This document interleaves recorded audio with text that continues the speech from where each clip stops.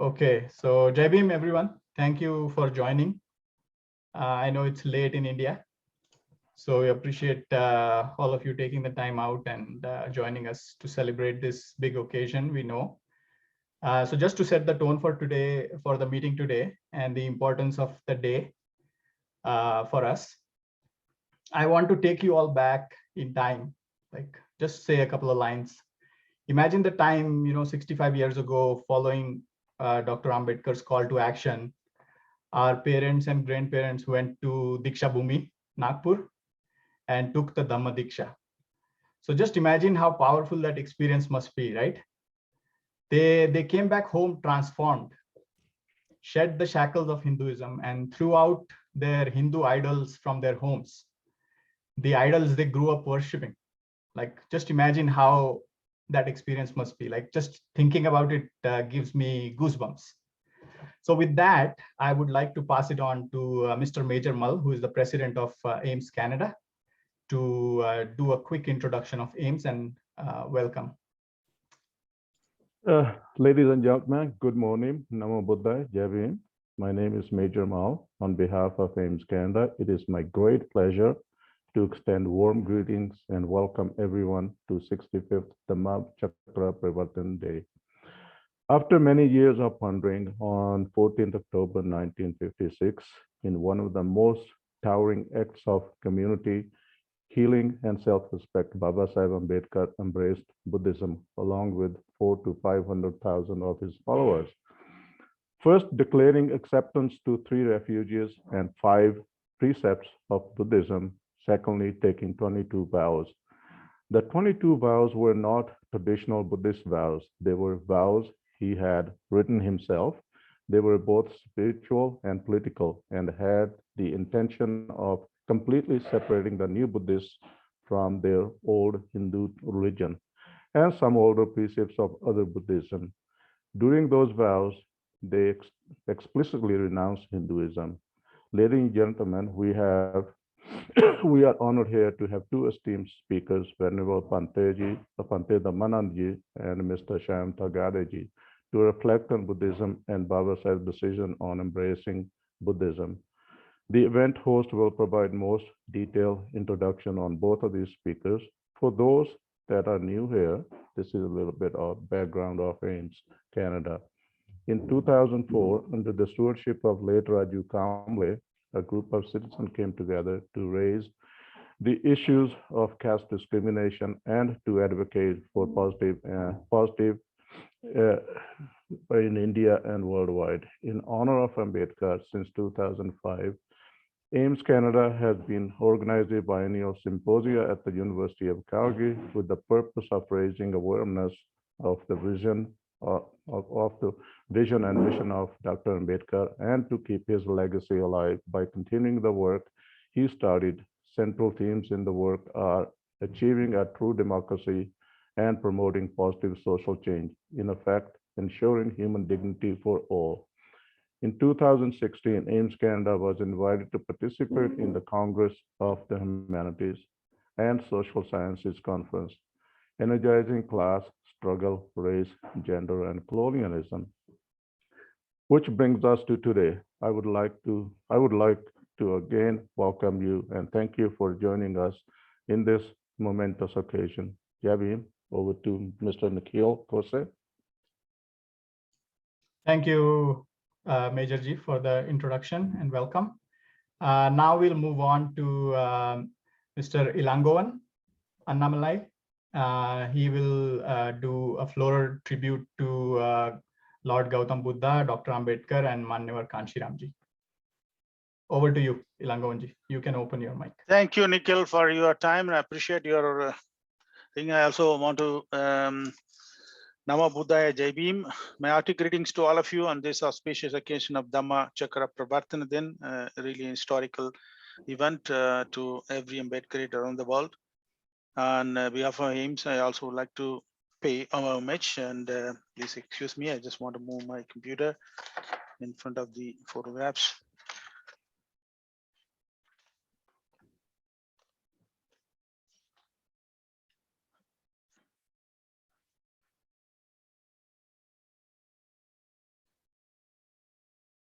Hello? Not sure, is it visible? Is it, can you see this? Excuse me, are you able Yes, to hear yes, me? yes, yeah, we can Yes, see it. yes. Just tilt the camera a little bit lower. Is that good? Yes, now it's Yeah, good. Thank you. it's good. Better? Thank you very Yeah. much for your time, man. Appreciate it. I just want to light the candles. Yeah. Just bear with me for a few minutes.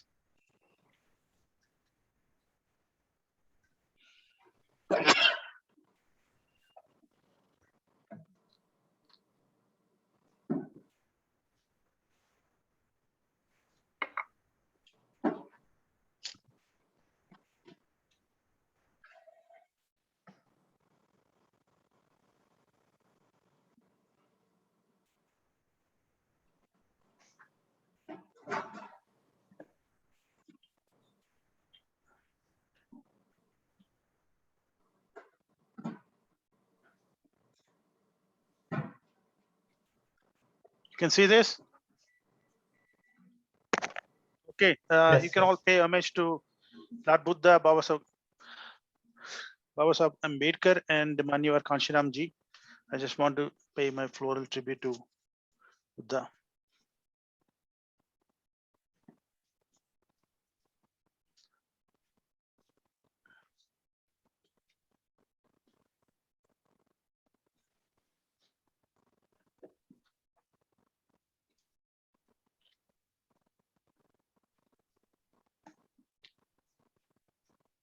Namo Buddhaya.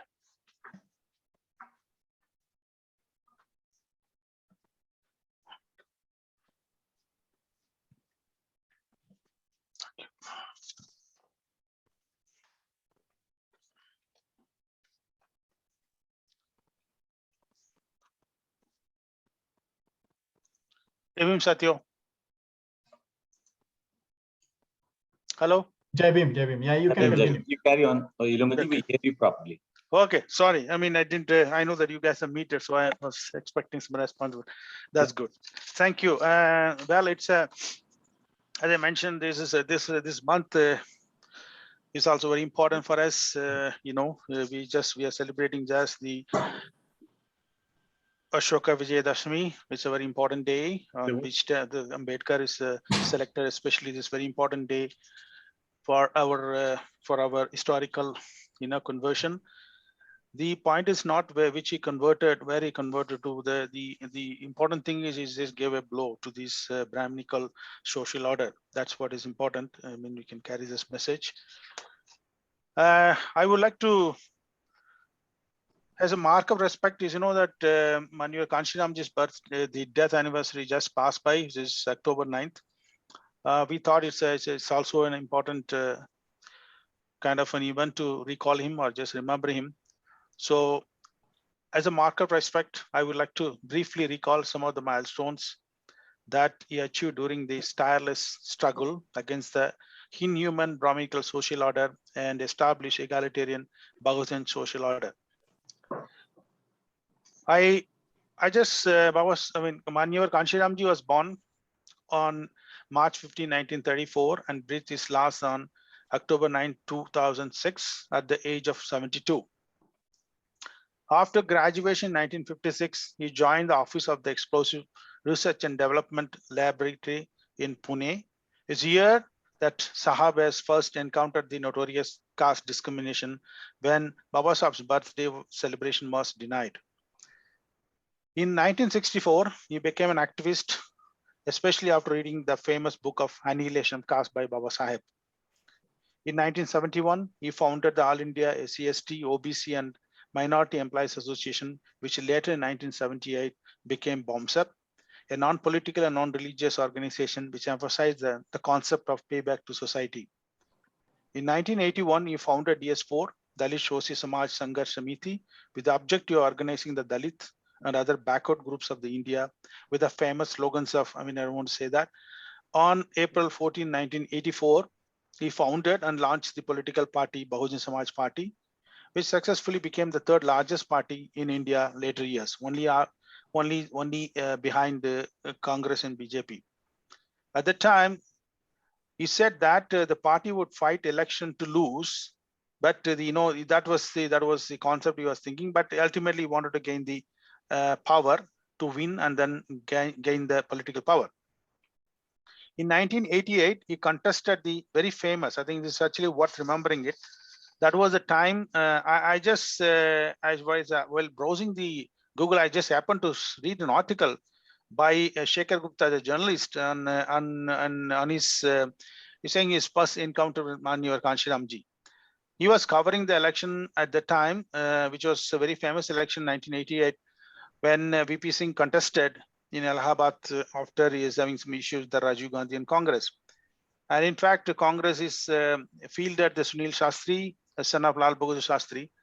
And Kanshiramji, as you know, it is a remarkably, he contested. He knew that he's going to lose. That was not the impression. He contested and got almost creditable 70,000 votes. That is the time when the Indian media and the society started taking notice of this gentleman. Who is this gentleman who got 70,000 votes? And the great things about him was the way it is rallying, his electioneering, putting all this. In fact, the party was just started in 1984. And it was not even 4 years. And then the election symbol, famous blue elephant, was known, and he himself was not that familiar.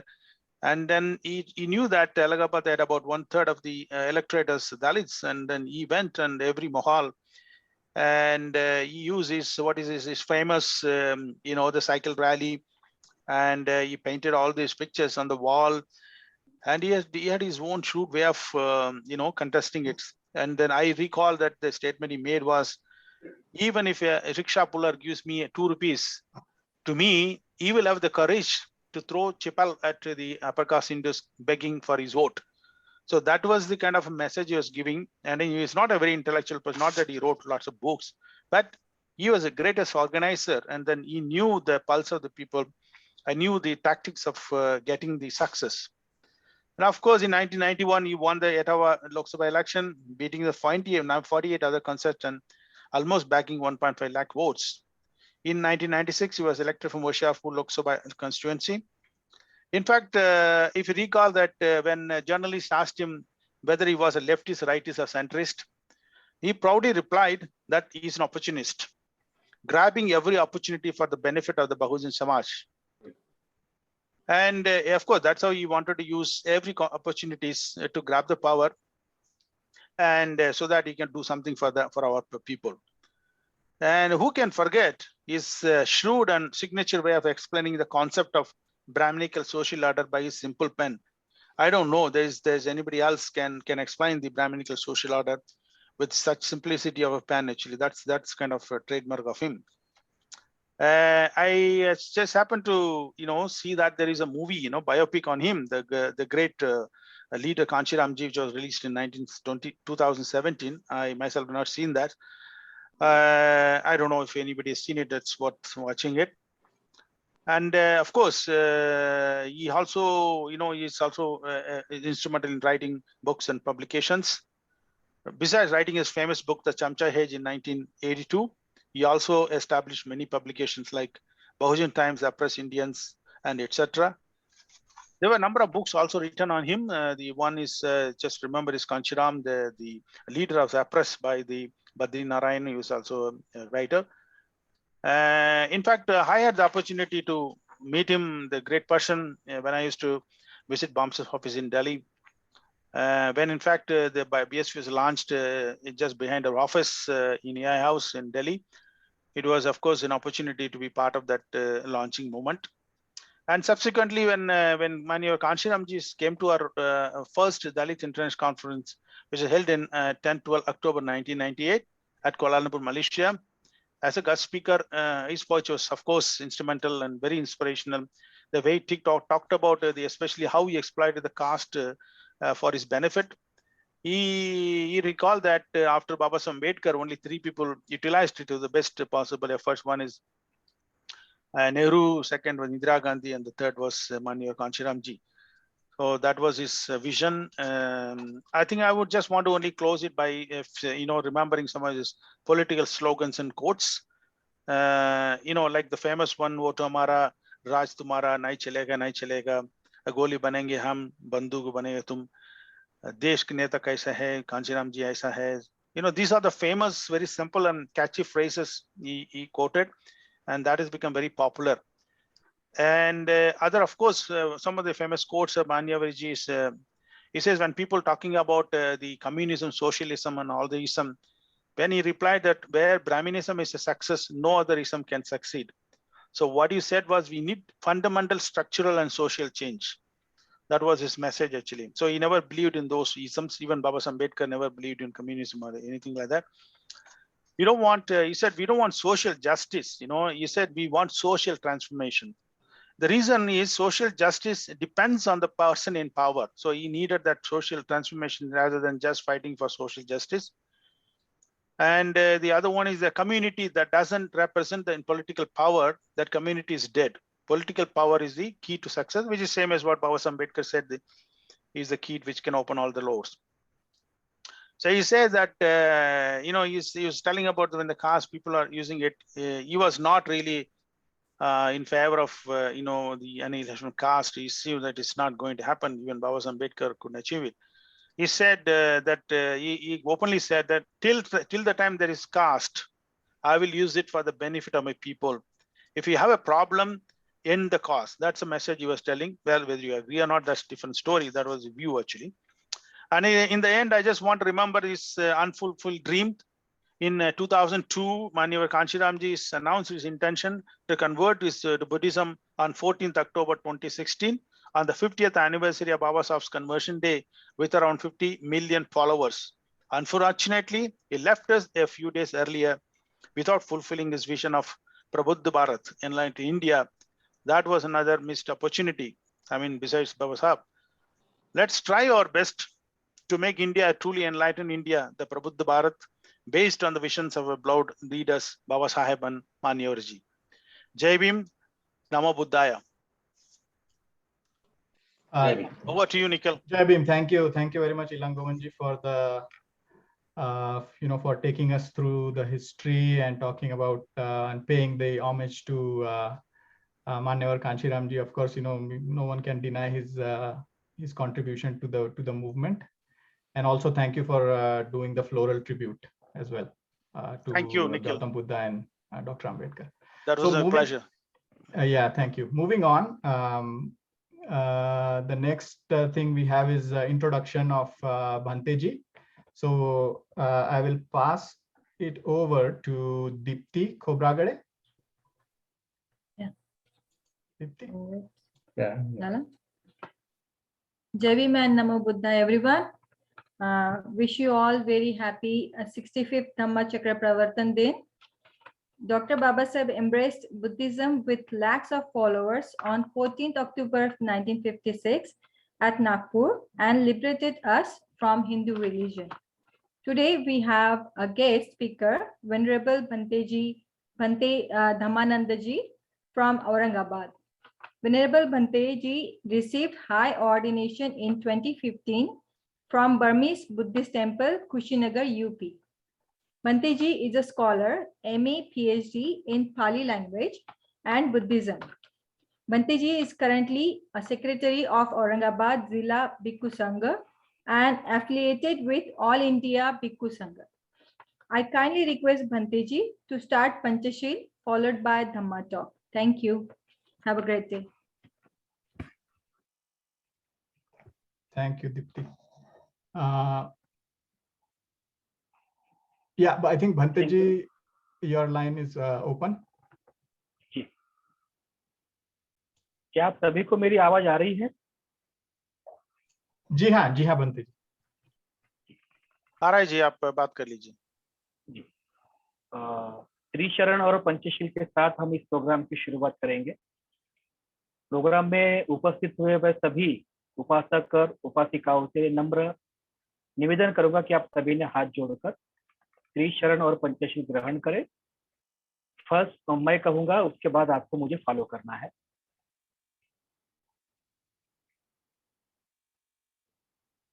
बुद्धं Namami. Maybe everyone can unmute. बुद्धं नमामि नमामि धम्मं नमामि धम्मं नमामि संघं नमामि संघं संघं नमामि नमामि। नमो तस्स भगवतो अरहतो सम्मा सम्बुद्धस्स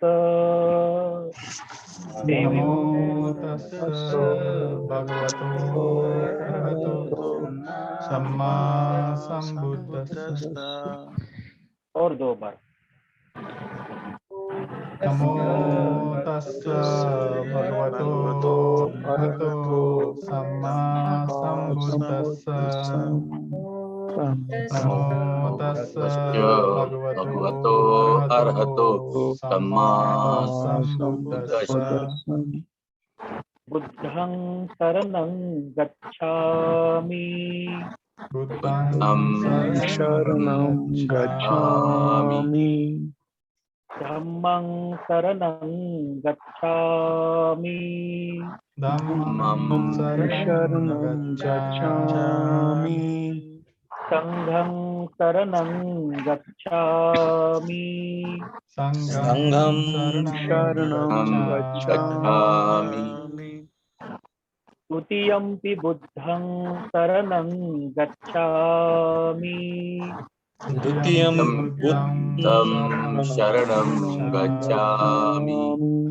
द्वितीयंपि धम्मं शरणं गच्छामि द्वितीयं धम्मं शरणं गच्छामि। द्वितीयंपि संघं शरणं गच्छामि द्वितीयं संघं शरणं गच्छामि। तृतीयंपि बुद्धं शरणं गच्छामि तृतीयं बुद्धं शरणं गच्छामि। तृतीयंपि धम्मं शरणं गच्छामि तृतीयं धम्मं शरणं गच्छामि।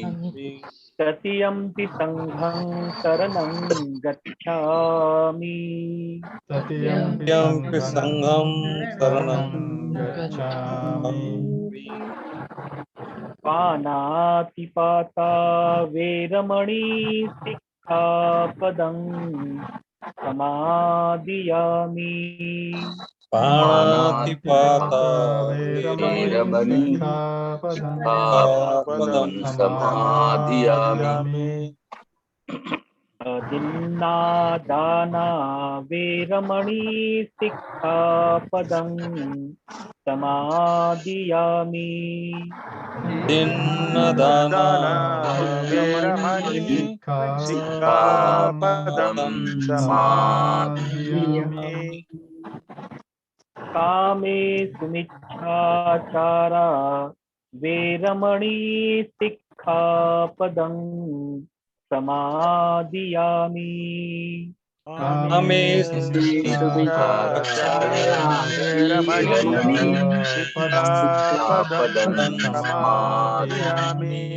मुक्तावादा वेरमणि सिक्खापदं समादियामि मुसावादा वेरमणि सिक्खापदं समादियामि। सुरामेरय मज्जपमादठाना वेरमणि सिक्खापदं समादियामि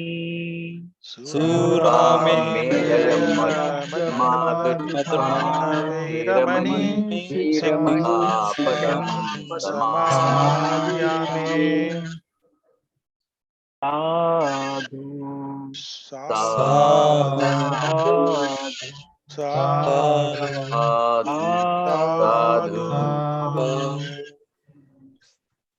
त्रिवार अभिवादन करें।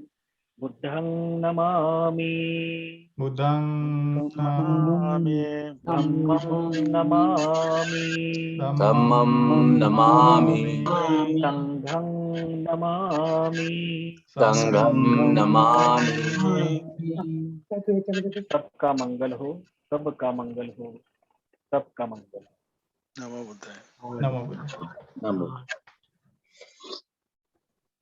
So I will mute everyone again and just open Bhanteji's mic.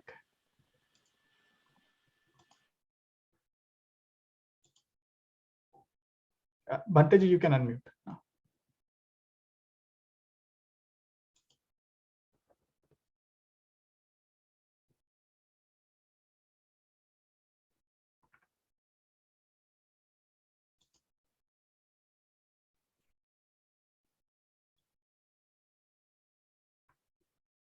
Bhanteji, आपका माइक अनम्यूट कर दीजिए।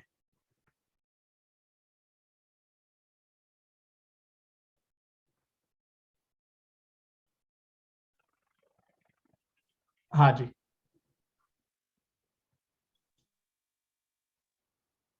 हेलो। हाँ जी भंते जी, प्लीज आप कंटिन्यू करिए। तो मैं आई स्टार्ट नाउ? जी जी।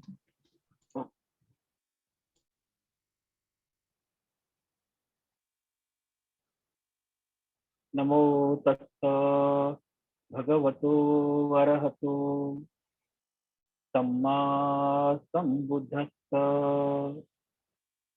नमो तस्स भगवतो वरहतो सम्मा संबुद्धस्स। नमो तस्स भगवतो वरहतो सम्मा संबुद्धस्स।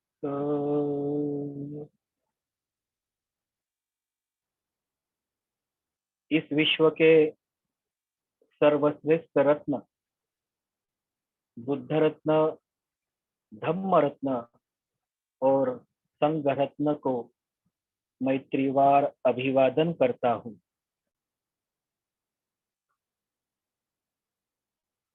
जिस महामानव की अथक परिश्रम, त्याग और कार्य से इस भारत भूमि को बुद्ध भूमि का रूप फिर एक बार प्राप्त हुआ, ऐसे बौद्ध धम्म के पुनर्उद्धारक, हम सभी के उद्धार करते प्रज्ञा के सूर्य बोधिसत्व डॉक्टर बाबा साहब आम्बेडकर, इनके त्याग, परिश्रम, कार्य और आचरण को मैं हमेशा अभिवादन करता हूँ। आज के इस प्रोग्राम में उपस्थित हुए सभी धम्म उपासक और उपासिकाएं, मैं अपनी बात यहाँ शुरू करने के पहले आप सभी के प्रति बहुत अनंत अनंत मंगल कामना अर्पण करता हूँ। विशेष रूप से धम्म दीक्षा दिन के 65वें वर्धापन दिन और ऐतिहासिक अशोका विजयादशमी की हार्दिक शुभकामना, मंगल कामना, आशीष वचन आप सभी के प्रति मैं अर्पण करता हूँ। आप सभी को बहुत बहुत मंगल कामना, शुभकामना। उपस्थित सभी धम्म बंधु और भगिनी, आज इस समय हम इस प्रोग्राम के अंतर्गत अशोका विजयादशमी तथा 65वें धम्म दीक्षा दिन समारोह के वर्धापन दिन को हम मना रहे हैं। जैसा कि हम सब जानते हैं कि डॉक्टर बाबा साहब आम्बेडकर जी ने 14 अक्टूबर 1956 में बौद्ध धम्म की दीक्षा ली और अपने 8 लाख अनुयायियों को बौद्ध धम्म की दीक्षा दी। यह उस समय की सबसे बड़ी महान क्रांति थी। रक्त का एक बूंद भी न गिराते हुए रक्त विरहित ऐसी एक महान क्रांति भारत में उस समय बाबा साहब ने की और इसीलिए यह एक महान क्रांति साबित हुई है। डॉक्टर बाबा साहब आम्बेडकर जी के जीवन में यह जो ऐतिहासिक क्रांति का दिन आया, 14 अक्टूबर की जो तारीख आई, यह सहज ही नहीं आई। इसके पीछे बाबा साहब को बहुत परिश्रम करना पड़ा। इसके पीछे बाबा साहब को कड़ी मेहनत करनी पड़ी, संघर्ष करना पड़ा, तब जाके बाबा साहब के जीवन में यह ऐतिहासिक क्रांति हो सकी। अगर आप बाबा साहब के पूरे जीवन को अगर अध्ययन करते हैं तो आपको भली भांति बाबा साहब के विचार और बाबा साहब के आचरण और बाबा साहब के जीवन में यह ऐतिहासिक क्रांति का दिन किस तरह से आया, आपको सहज ही समझ जाएगा। कुछ मुद्दों को मैं आपके सामने यहाँ पे रखना चाहूंगा कि किस तरह से बाबा साहब अम्बेडकर जी के जीवन में बुद्ध धम्म का संस्कार धीरे धीरे धीरे धीरे बढ़ता गया और बाबा साहब का मन पूरी तरह से बौद्धमय बना। खुद बाबा साहब अम्बेडकर जी ने इस बातों को स्पष्ट किया है। आपने भगवान बुद्ध और उनका धम्म यह ग्रंथ तो पढ़ा ही होगा। उस ग्रंथ की जो प्रस्तावना है, जो खुद बाबा साहब अम्बेडकर जी ने लिखी है, कई ग्रंथों में तो प्रस्तावना पढ़ने के लिए नहीं मिलती, लेकिन कुछ ग्रंथ ऐसे हैं जिसमें वो बाबा साहब ने जो मूल प्रस्तावना लिखी थी वो हमें पढ़ने के लिए मिलती है। अगर आप वो प्रस्तावना पढ़ेंगे तो उस प्रस्तावना में बाबा साहब ने कुछ बातों का जिक्र किया है। बाबा साहब ऐसा लिखते हैं उस प्रस्तावना में कि 2 सवाल मुझे हमेशा पूछे जाते हैं। बाबा साहब लिखते हैं उस प्रस्तावना कि 2 सवाल मुझे हमेशा पूछे जाते हैं। पहला सवाल कि मैंने इतनी उच्च शिक्षा कैसे ली, और दूसरा सवाल हमेशा पूछा जाता है कि आपका मन बुद्ध धम्म की तरफ कैसे आकर्षित हुआ। यह 2 सवाल मुझे हमेशा पूछे जाते हैं। आगे बाबा साहब ऐसा कहते हैं कि जो पहला सवाल है कि मैंने इतनी उच्च शिक्षा कैसे हासिल की, इसका जवाब देना यह स्थान उचित नहीं है, लेकिन मेरा मन बुद्ध धम्म की तरफ कैसे आकर्षित हुआ, मेरा मन बुद्धमय कैसे बना, इसका जवाब मात्र मैं यह देना चाहूंगा। आगे जब बाबा साहब ने इस बात का जिक्र किया, बाबा साहब ने इस प्रस्तावना में उनके बचपन की कुछ किस्से लिखे, कुछ घटनाएं बताई है कि किस तरह से बचपन में उनके मन पर पहली बार भगवान बुद्ध धम्म का संस्कार बीज बोया गया। तो बाबा साहब ने लिखा है कि जैसे हम भी सब जानते हैं, जब बाबा साहब मैट्रिक की परीक्षा उत्तीर्ण हुए 1908 में, तो समाज के कुछ लोगों ने चाहा कि ये पहला विद्यार्थी है भीवा, बाबा साहब अम्बेडकर को भीवा कहा जाता था बचपन में, जो मैट्रिक की परीक्षा उत्तीर्ण हुआ, क्यों ना हम इसका सत्कार करें। तो कुछ लोगों ने जाकर रामजी बाबा से बात की कि हम आपके बच्चे का सत्कार करना चाहते हैं, बहुत ही होशियार बच्चा है, मैट्रिक की परीक्षा पास हुआ है। तो उस समय रामजी बाबा ने मना किया, नहीं, अगर बच्चों को अगर इसी सत्कार समारंभ में अगर हम बिजी रखते हैं, सत्कार करते रहेंगे, तो उनके मन में अहम भाव जाग सकता है और पढ़ाई से फिर उनका मन विचलित हो सकता है। लेकिन बाबा साहब अम्बेडकर जी के जो पिता थे रामजी बाबा, उनके एक दोस्त थे, उनका नाम था कृष्णाजी केळुस्कर गुरुजी। उन्होंने बाबा साहब के पिताजी से बात की और उनको समझाया कि सत्कार होने दीजिए, और तब जाके बाबा साहब के पिता रामजी बाबा माने, तय किया कि भीवा बाबा साहब अम्बेडकर इनका सत्कार किया जाए। तो समाज के कुछ लोगों ने बाबा साहब इनका मैट्रिक परीक्षा उत्तीर्ण होने के उपलक्ष्य पर बाबा साहब का सत्कार करना चाहा। सत्कार समारंभ हुआ और उस सत्कार समारंभ में, उस प्रोग्राम में कृष्णाजी केलुस्कर इन्होंने बाबा साहब को बुद्ध चरित्र नामक एक ग्रंथ भेंट दिया। यह पहली बात थी, फर्स्ट टाइम था जब बाबा साहब का बुद्ध धम्म का परिचय हुआ। आई थिंक मेरे ख्याल से उस समय बाबा साहब की जो एज थी, उम्र थी, शायद 16 या 17 उम्र थी, 1908 की जो बात है। उस समय बाबा साहब के मन पे पहली बार बुद्ध धम्म का संस्कार का बीज बोया गया, बुद्ध का संस्कार उनको मिला। जब बाबा साहब ने बुद्ध चरित्र वो ग्रंथों को पढ़ा तो बहुत ही अलग विचार बाबा साहब के मन में आया, क्योंकि बाबा साहब का जो बचपन था, बाबा साहब का घर में जो मेरे पिताजी कबीरपंथी थे, हमेशा कबीर के दोहे दोहराना, कबीर के दोहे सुनना, इस तरह से बाबा साहब को बचपन में ही यानी वो धार्मिक संस्कार मिलते गए। बाबा साहब के पिताजी हमेशा बाबा साहब और उनके जो कुछ ब्रदरहुड थे, उस सभी को रामायण और महाभारत की कथाएं सुनाई करते थे। रामायण महाभारत में जो द्रोण है, कर्ण है, उनकी कथाएं सुनाया करते थे। बचपन से ही बाबा साहब को इन सारी बातों को सुनना पड़ा।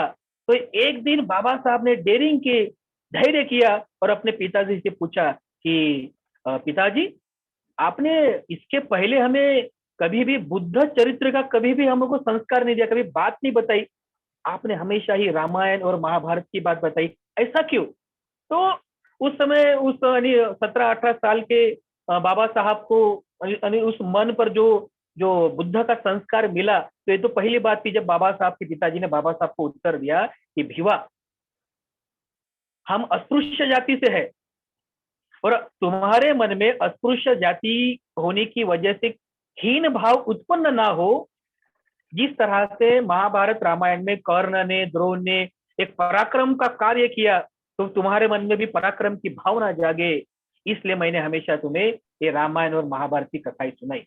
लेकिन बाबा साहब के मन तो चिकित्सक बुद्धि थे, बाबा साहब चिकित्सक थे, वो उनका क्यों है, क्या है, इस तरह के सवाल हमेशा बाबा साहब के मन में उत्पन्न होते थे। इस उत्तर से बाबा साहब का समाधान नहीं हुआ। लेकिन तब से बाबा साहब जी के मन पर बुद्ध का जो संस्कार बीज बोया गया, जो संस्कारित हुआ बाबा साहब का मन बुद्ध धम्म के विचार से, वो संस्कार उनकी जिंदगी भर तक हमेशा बाबा साहब को बुद्ध धम्म की तरफ आकर्षित करता रहा। खुद बाबा साहब ने लिखा है कि वो फर्स्ट टाइम था जब मेरे मन पे बुद्ध धम्म का संस्कार मिला और तब से मैं बुद्ध धम्म की तरफ आकर्षित हुआ है। मुझे 35 साल लगे हैं, 35 साल लगे हैं इस सारी चीजों को करने के लिए। खुद बाबा साहब ने लिखा है, अलग अलग धर्मों को अध्ययन किया, अलग अलग पंथों का अध्ययन किया, तब जाके बाबा साहब बिल्कुल फिक्स, यानी बाबा साहब कहते हैं बिल्कुल कि इस दुनिया में अगर कोई चाहता है कि विज्ञानवादी मार्ग हो, बुद्धिवादी मार्ग हो, तो उसके लिए एकमेव यूनिक एक ही धर्म है और वो है बुद्ध धर्म। बुद्ध का विचार वो एक ही है जो इंसान को पूरा विज्ञानवादी बनाता है। तो बाबा साहब के इस बचपन में हुई ये जो घटना है, इससे आप समझ सकते हैं कि किस तरह से बाबा साहब के मन पर पहली बार बुद्ध का विचार का संस्कार बीज बोया गया। बाबा साहब का मन बुद्धमय बना। आगे हम देखते हैं कि बाबा साहब ने अपनी पढ़ाई पूरी की, बाबा साहब ने पीएचडी पूरी की, बैरिस्टर की डिग्री हासिल की और बंबई में ही बाबा साहब को जॉब भी मिला। और जब कुछ धन यानी इनकम शुरू हुआ, उसके साथ ही बाबा साहब ने बैंक ऑफ इंडिया से कुछ कर्ज लोन लिया था और उस पैसों को लेकर बाबा साहब ने बंबई के दादर में जगह खरीदी, वहां पे घर बनाए, घर का निर्माण कार्य किया। क्यों? क्योंकि बाबा साहब को किताबें रखने के लिए घर की जरूरत थी। तो बाबा साहब ने किताबों के लिए घर बनाया, घर का निर्माण कार्य किया बंबई के दादर में। और जानते हैं उस घर को नाम क्या दिया? बाबा साहब ने उस घर को नाम दिया राजगृह। 1933 या 34 में बाबा साहब और अपने परिवार के साथ रमाबाई, उनके सुपुत्र यशवंत और उन सभी परिवार के साथ 1934 में बाबा साहब बंबई के उस राजगृह में शिफ्ट हुए। उस घर का नाम राजगृह था। शायद ही उस समय किसी को पता हो कि बुद्ध क्या है, ये राजगृह ये क्या है, शायद ही किसी को पता हो। लेकिन बाबा साहब ने पढ़ाई की। इस घटना से आप समझ सकते हैं कि जब बाबा साहब ने उस घर को राजगृह नाम दिया, इसका मतलब बाबा साहब ने बुद्ध धम्म की किताबें पढ़ी, बुद्ध धम्म का इतिहास पढ़ा कि राजगृह क्या है। अरे ये तो बुद्ध की नगरी है, भगवान बुद्ध ने यहाँ पे निवास किया, कई बार उपदेश किया, ये बुद्ध नगरी है। बुद्ध नगरी करके बाबा साहब ने राजगृह नाम दिया। उसके आगे भी हम कुछ घटनाएं यहाँ पर देख सकते हैं कि जब बाबा साहब ने 1934 में ही लंदन में जब निवास करते तब लंदन से बाबा साहब ने खत लिखा था दामोदर को इंडिया में। उस खत में बाबा साहब ने लिखा है कि मुझे बुद्ध धम्म अच्छा लगता है, उस खत में लिखा है। अगले ही साल जब 13 अक्टूबर 1934 में येवला में, नासिक के पास येवला में जब एक कॉन्फ्रेंस हुई थी, उस कॉन्फ्रेंस में बाबा साहब ने एक घोषणा की कि मैं एज ए हिंदू कभी नहीं मरूंगा। इस घटना से भी आप समझ सकते हैं कि बाबा साहब का बुद्ध धम्म की तरफ मन कैसे आकर्षित हुआ था। आगे जब बाबा साहब ने 1945 में पीपल्स एजुकेशन सोसाइटी की स्थापना की, आपको पता है पीपल्स एजुकेशन सोसाइटी का जो ब्रीद वाक्य बाबा साहब ने बनाया था वो क्या था? बाबा साहब ने इस पीपल्स एजुकेशन सोसाइटी का जो ब्रीद बनाया था वो था प्रज्ञाशील और करुणा। शायद ही उस समय किसी को पता हो, अरे प्रज्ञा क्या है, ये शील क्या है, ये करुणा क्या है, ये किसका विचार है, ये बुद्ध का विचार है। शायद ही किसी को पता हो कि प्रज्ञाशील करुणा यह बुद्ध का विचार है। और इसी के साथ साथ इस पीपल्स एजुकेशन सोसाइटी के अंतर्गत बंबई में बाबा साहब ने कॉलेज का निर्माण किया, एक महाविद्यालय का निर्माण किया, और उस कॉलेज को बाबा साहब ने नाम दिया सिद्धार्थ कॉलेज। सिद्धार्थ क्या है? यह गौतम बुद्ध का नाम है, सिद्धार्थ। और उसी सिद्धार्थ कॉलेज में बाबा साहब ने 2 भवन का निर्माण किया था। एक भवन को नाम दिया बुद्ध भवन और दूसरे भवन को नाम दिया आनंद भवन। बाबा साहब ने बुद्ध धम्म का इतिहास पढ़ा था, इससे ये जाहिर होता है कि बाबा साहब को बुद्ध धम्म का इतिहास पढ़ा था। एक भवन को बुद्ध का नाम दिया और एक भवन को बुद्ध के शिष्य आनंद, इनका नाम दिया आनंद भवन। अगले ही कुछ सालों के बाद जब 1950 में 1950 में औरंगाबाद में जब बाबा साहब ने दूसरे कॉलेज का निर्माण कार्य किया, उस कॉलेज को नाम दिया मिलिंद कॉलेज। और जिस परिसर में, जिस सराउंडिंग में, जिस प्रीमाइसेस में वो कॉलेज का निर्माण किया गया था, उस सराउंडिंग को, उस परिसर को नाम दिया नागसेन वन परिसर। इसका मतलब बाबा साहब ने मिलिंद प्रश्न का ग्रंथ पढ़ा था। जब बाबा साहब ने मिलिंद प्रश्न इस ग्रंथ को पढ़ा, बौद्ध धम्म के इतिहास को पढ़ा, इसीलिए तो बाबा साहब ने उसको नाम मिलिंद दिया। तो मिलिंद क्या है? ये बौद्ध धम्म का एक महान राजा हुआ मिलिंद राजा, जो 19 विषयों में विद्वान था, धुरंधर था, जिसने बड़ी ही नम्रता के साथ भिक्षु नागसेन के सामने नम्रता के साथ बुद्ध धम्म का स्वीकार किया। जब बाबा साहब ने मिलिंद कॉलेज की स्थापना की तो एक बात उन्होंने स्पष्ट की कि इस कॉलेज को मैंने जो मिलिंद जो नाम दिया है, यह नाम देने के पीछे मेरा कुछ उद्देश्य है। मिलिंद राजा यह बौद्ध था, इसलिए मैंने इस कॉलेज को मिलिंद नाम नहीं दिया। या मिलिंद राजा बहुत विद्वान था, ब्रिलियंट था, इसीलिए भी मैंने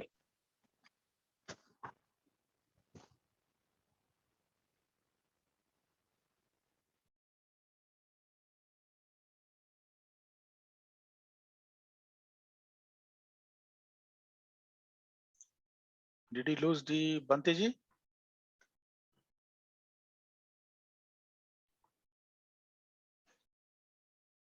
I Hello? think he got unmuted. Sorry, muted. हाँ भंते जी, या हम सुन रहे हैं आपको। हाँ जी, आई कंटिन्यू। Yeah. हाँ हाँ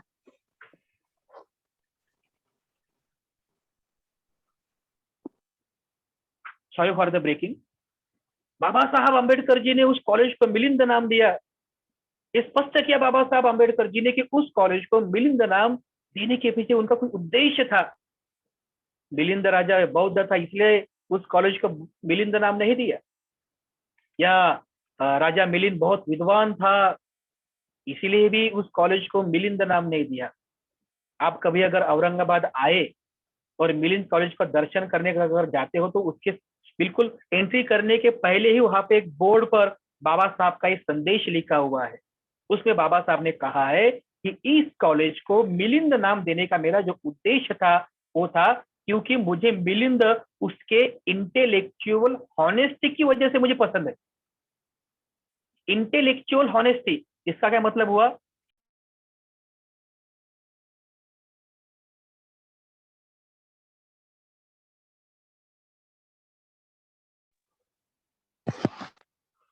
आई थिंक आप बौद्धिक नम्रता, हाँ जी, हाँ जी। इंटेलेक्चुअल हॉनेस्टी, बौद्धिक नम्रता। यह राजा था मिलिंद, बहुत बड़ा राजा था, महान राजा था, विद्वान था, लेकिन उतनी ही नम्रता के साथ उसने नागसेन भिक्षु से बौद्ध धम्म की दीक्षा ली। कितनी नम्रता थी, इससे कहते हैं इंटेलेक्चुअल हॉनेस्टी। बाबा साहब का ये उद्देश्य था कि इस कॉलेज में पढ़ने वाला जो स्टूडेंट है, विद्यार्थी है, वो मिलिंद राजा की तरह होना चाहिए, और यहाँ पढ़ाने वाले जो टीचर्स है वो नागसेन भिक्षु की तरह होने चाहिए। ये बाबा साहब का उद्देश्य था। बाबा साहब ने मिलिंद नाम दिया उस कॉलेज को, नागसेन भिक्षु का नाम दिया उस परिसर को, इसका मतलब खुद बाबा साहब ने बौद्ध धर्म का इतिहास पढ़ा था। 14 अक्टूबर को बाबा साहब बौद्ध हुए, ये तो हम व्यवहारिक रूप से कहते हैं, अरे लेकिन बाबा साहब ऑलरेडी बौद्ध थे। इस घटना से आपको समझ जाएगा बाबा साहब का मन जो था वो बौद्ध संस्कार से प्रफुल्लित हुआ था। इस घटना से आपको समझ जाएगा। इसी के साथ जब अगले साल 1953 में जब बाबा साहब के सुपुत्र यशवंत आम्बेडकर इनका विवाह हुआ, तो विवाह भी बौद्ध पद्धति से हुआ था। बौद्ध पद्धति से विवाह हुआ था। जब 1950 में श्रीलंका में इंटरनेशनल बुद्धिस्ट फेलोशिप का आयोजन किया गया था, तो उस इंटरनेशनल बुद्धिस्ट फेलोशिप में पार्टिसिपेट करने के लिए बाबा साहब भी श्रीलंका में गए थे। और वहां जाने के बाद उन्होंने वहां पत्रकारों से कहा कि मैं यहाँ पे बुद्ध धम्म का अध्ययन करने के लिए आया हूँ। मतलब बाबा साहब जब श्रीलंका गए तो बाबा साहब ने वहां पे पूर्ण त्रिपिटक का अध्ययन किया था 1950 में, दीक्षा लेने के 6 साल पहले के बाद संपूर्ण त्रिपिटक का अध्ययन किया। संपूर्ण अनुपिटक साहित्य जो मिलिंग प्रश्न वगैरह जो है नितपी करने, इस सभी अनुपिटक साहित्य का अध्ययन किया। पूरे वंश साहित्य का अध्ययन किया। मतलब बाबा साहब ने दीक्षा लेने के पहले ही बाबा साहब ने इस पूरे बुद्ध इतिहास को पढ़ा, संपूर्ण त्रिपिटक का अध्ययन किया। बाबा साहब ने इस तरह से बुद्ध धम्म का पहले ही अध्ययन किया था। और जब बाबा, ये तो शुरुआत थी, क्योंकि बाबा साहब अम्बेडकर ने जब बुद्ध और उनका धम्म इस ग्रंथ को लिखने की जब शुरुआत किया, इसकी शुरुआत थी बाबा साहब ने त्रिपिटक का अध्ययन किया था। जब 1954 में बर्मा देश में, यानी आज का जो म्यांमार है, वहां पे 6th इंटरनेशनल बुद्धिस्ट कॉन्फ्रेंस हुई थी। उस कॉन्फ्रेंस में भी बाबा साहब ने पार्टिसिपेट किया था। बाबा साहब 1954 में जब उस कॉन्फ्रेंस में गए और बाबा साहब ने वहां पे भाषण भी किया था, ये भाषण आपको आज भी किताबों में पढ़ने के लिए मिलेगा। जब बाबा साहब वहां पे भाषण करते हैं तो कहते हैं कि यहाँ पर उपस्थित हुए सभी बौद्ध जन हो, मैं माफी चाहता हूँ कि मैं बौद्ध नहीं हूँ, लेकिन फिर भी आपने मुझे इस कॉन्फ्रेंस, इस बुद्धिस्ट परिषद में आमंत्रित किया, इसके लिए मैं आप सभी को धन्यवाद व्यक्त करता हूँ। और उस भाषण में बाबा साहब ने एक एक मुद्दा स्पष्ट किया है कि किस तरह से भारत में बुद्ध धम्म का पुनर्जीवन हो। जो जो कार्य बाबा साहब ने किए थे उनको एक एक पॉइंट के साथ बाबा साहब उस भाषण में कहते हैं। बाबा साहब कहते हैं कि बौद्ध जन हो, आप खुद को बौद्ध कहते हैं, मुझे भारत के लोग संविधान का शिल्पकार समझते हैं, क्योंकि भारत का संविधान मैंने लिखा है। और ये जो संविधान है, ये संविधान भगवान बुद्ध के समता, स्वातंत्र, बंधुत्व और न्याय, इस चतुसूत्री पर मैंने भारत का संविधान लिखा है। अगला मुद्दा बाबा साहब कहते हैं कि बौद्ध जन हो, आप उस 24 स्पोक वाले धम्म चक्र को, अशोक चक्र को बौद्ध धम्म का सिंबल समझते हो। मैंने कानून के बल पर उस अशोक चक्र को भारत के तिरंगे में प्रतिस्थापित किया है। जिस सिंह स्तंभ को, जिस अशोक स्तंभ को आप बौद्ध धम्म का चिन्ह समझते हो, सिंबल समझते हो, मैंने कानून के बल पर उस अशोक स्तंभ को भारत की राज मुद्रा बनाई है। कानून के बल पर एक एक मुद्दा बाबा साहब वहां पर स्पष्ट करते, एक एक मुद्दा कि किस तरह से बाबा साहब अम्बेडकर जी ने भारत में बुद्ध धम्म का पुनर्जीवन करने के लिए कार्य किए। आपको पता है, एक बात मैं आपको स्पष्ट कर दूं, भारत के राष्ट्रपति जिस चेयर पर बैठते हैं राष्ट्रपति भवन में, गूगल पर आप फोटो सर्च कीजिए, वो चेयर भी आपको देखने के लिए मिलेगी। जिस चेयर पर राष्ट्रपति बैठते हैं उसे administrative chair of the India कहा जाता है। वो चेयर का फोटो आप देखिए। बाबा साहब ने उसके जो निर्माण कार्य किया था, तो उस जहां पर राष्ट्रपति बैठते हैं उसी के सिर के ऊपर वहां पे 24 स्पोक वाला धम्म चक्र अंकित किया है। और बिल्कुल बारीक अक्षर में वहां पर लिखा गया है धम्म चक्र पवतनाय। मतलब शायद बाबा साहब को यह अपेक्षित था कि इस चेयर पर बैठने वाला जो राजा होगा, जो राष्ट्रपति होगा, उसे क्या करना है, और उसे इस देश में धम्म चक्र प्रवर्तन करना है। इतना कमल बाबा साहब ने किया है। राष्ट्रपति भवन में जो विदेशी डेलीगेट यहाँ पे मिलने के लिए आते हैं, वो दरबार उसे नाम दिया है अशोका दरबार हॉल, सम्राट अशोक का नाम दिया है। और उसी दरबार हॉल में भगवान बुद्ध की गुप्त काल में उत्खनन की हुई भगवान बुद्ध की मूर्ति वहां पर प्रतिष्ठापित की है। हमारे प्रधानमंत्री जब लंदन अमेरिका में जाते हैं तो कहते हैं कि क्या मैं बुद्ध के देश से आया हूँ। वो ये नहीं कहते कि किसी भगवान या किसी देव के नाम लेकर इस देश से, ऐसा नहीं कहते। मैं बुद्ध के देश से आया हूँ, क्योंकि उन्हें पता है कि भारत के बाहर सिर्फ और सिर्फ बुद्ध का नाम है। अरे जग में बुद्ध का नाम है, यही तो भारत की शान है। बाबा साहब ने ये सब बातें की। ये जब भाषण में बाबा साहब एक एक मुद्दा, एक एक पॉइंट वहां पर बताते हैं, और आखिर में शायद ये सवाल तो वहां पर खड़ा हुआ होगा कि बताइए कि मैं बौद्ध नहीं क्या।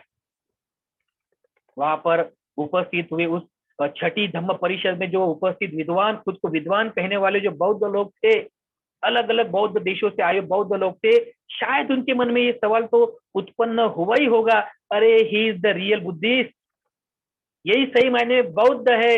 जो बौद्ध नहीं है धर्म से, हिंदू है, धर्म से हिंदू है, बौद्ध नहीं है, फिर भी अरे भारत में बुद्ध धम्म का कार्य करने के लिए इन्होंने कितना परिश्रम किया, भारत में बुद्ध धम्म का पुनर्जीवन करने के लिए इन्होंने कार्य किया, सही मायने में यही रियल बुद्धिस्ट है। उन सभी बौद्ध विद्वान लोगों ने जगह पर खड़े होकर अगले कुछ मिनटों के लिए तालियां बजाकर बाबा साहब का सम्मान किया। ये बहुत ऐतिहासिक घटना थी जो बाबा साहब ने इस कार्य को स्पष्ट किया। ये सारी बातें 1954 की है, और ये सभी जो मैंने आपको घटनाएं बताई है, ये सभी घटनाएं 14 अक्टूबर 1956 से पहले की है। खैर ये बात तो अलग है कि 1956 से बुद्ध पूर्णिमा को ऑथोराइजली बाबा साहब ने घोषणा की कि आने वाले 14 अक्टूबर 1956 के अशोका विजयादशमी को मैं बौद्ध धम्म का स्वीकार करने वाला हूँ। ये तो बाबा साहब ने उस समय स्पष्ट किया, लेकिन बाबा साहब के जीवन का अध्ययन अगर आप करेंगे तो आपको स्पष्ट रूप से ये समझ जाएगा, अरे बाबा साहब ऑलरेडी बौद्ध थे।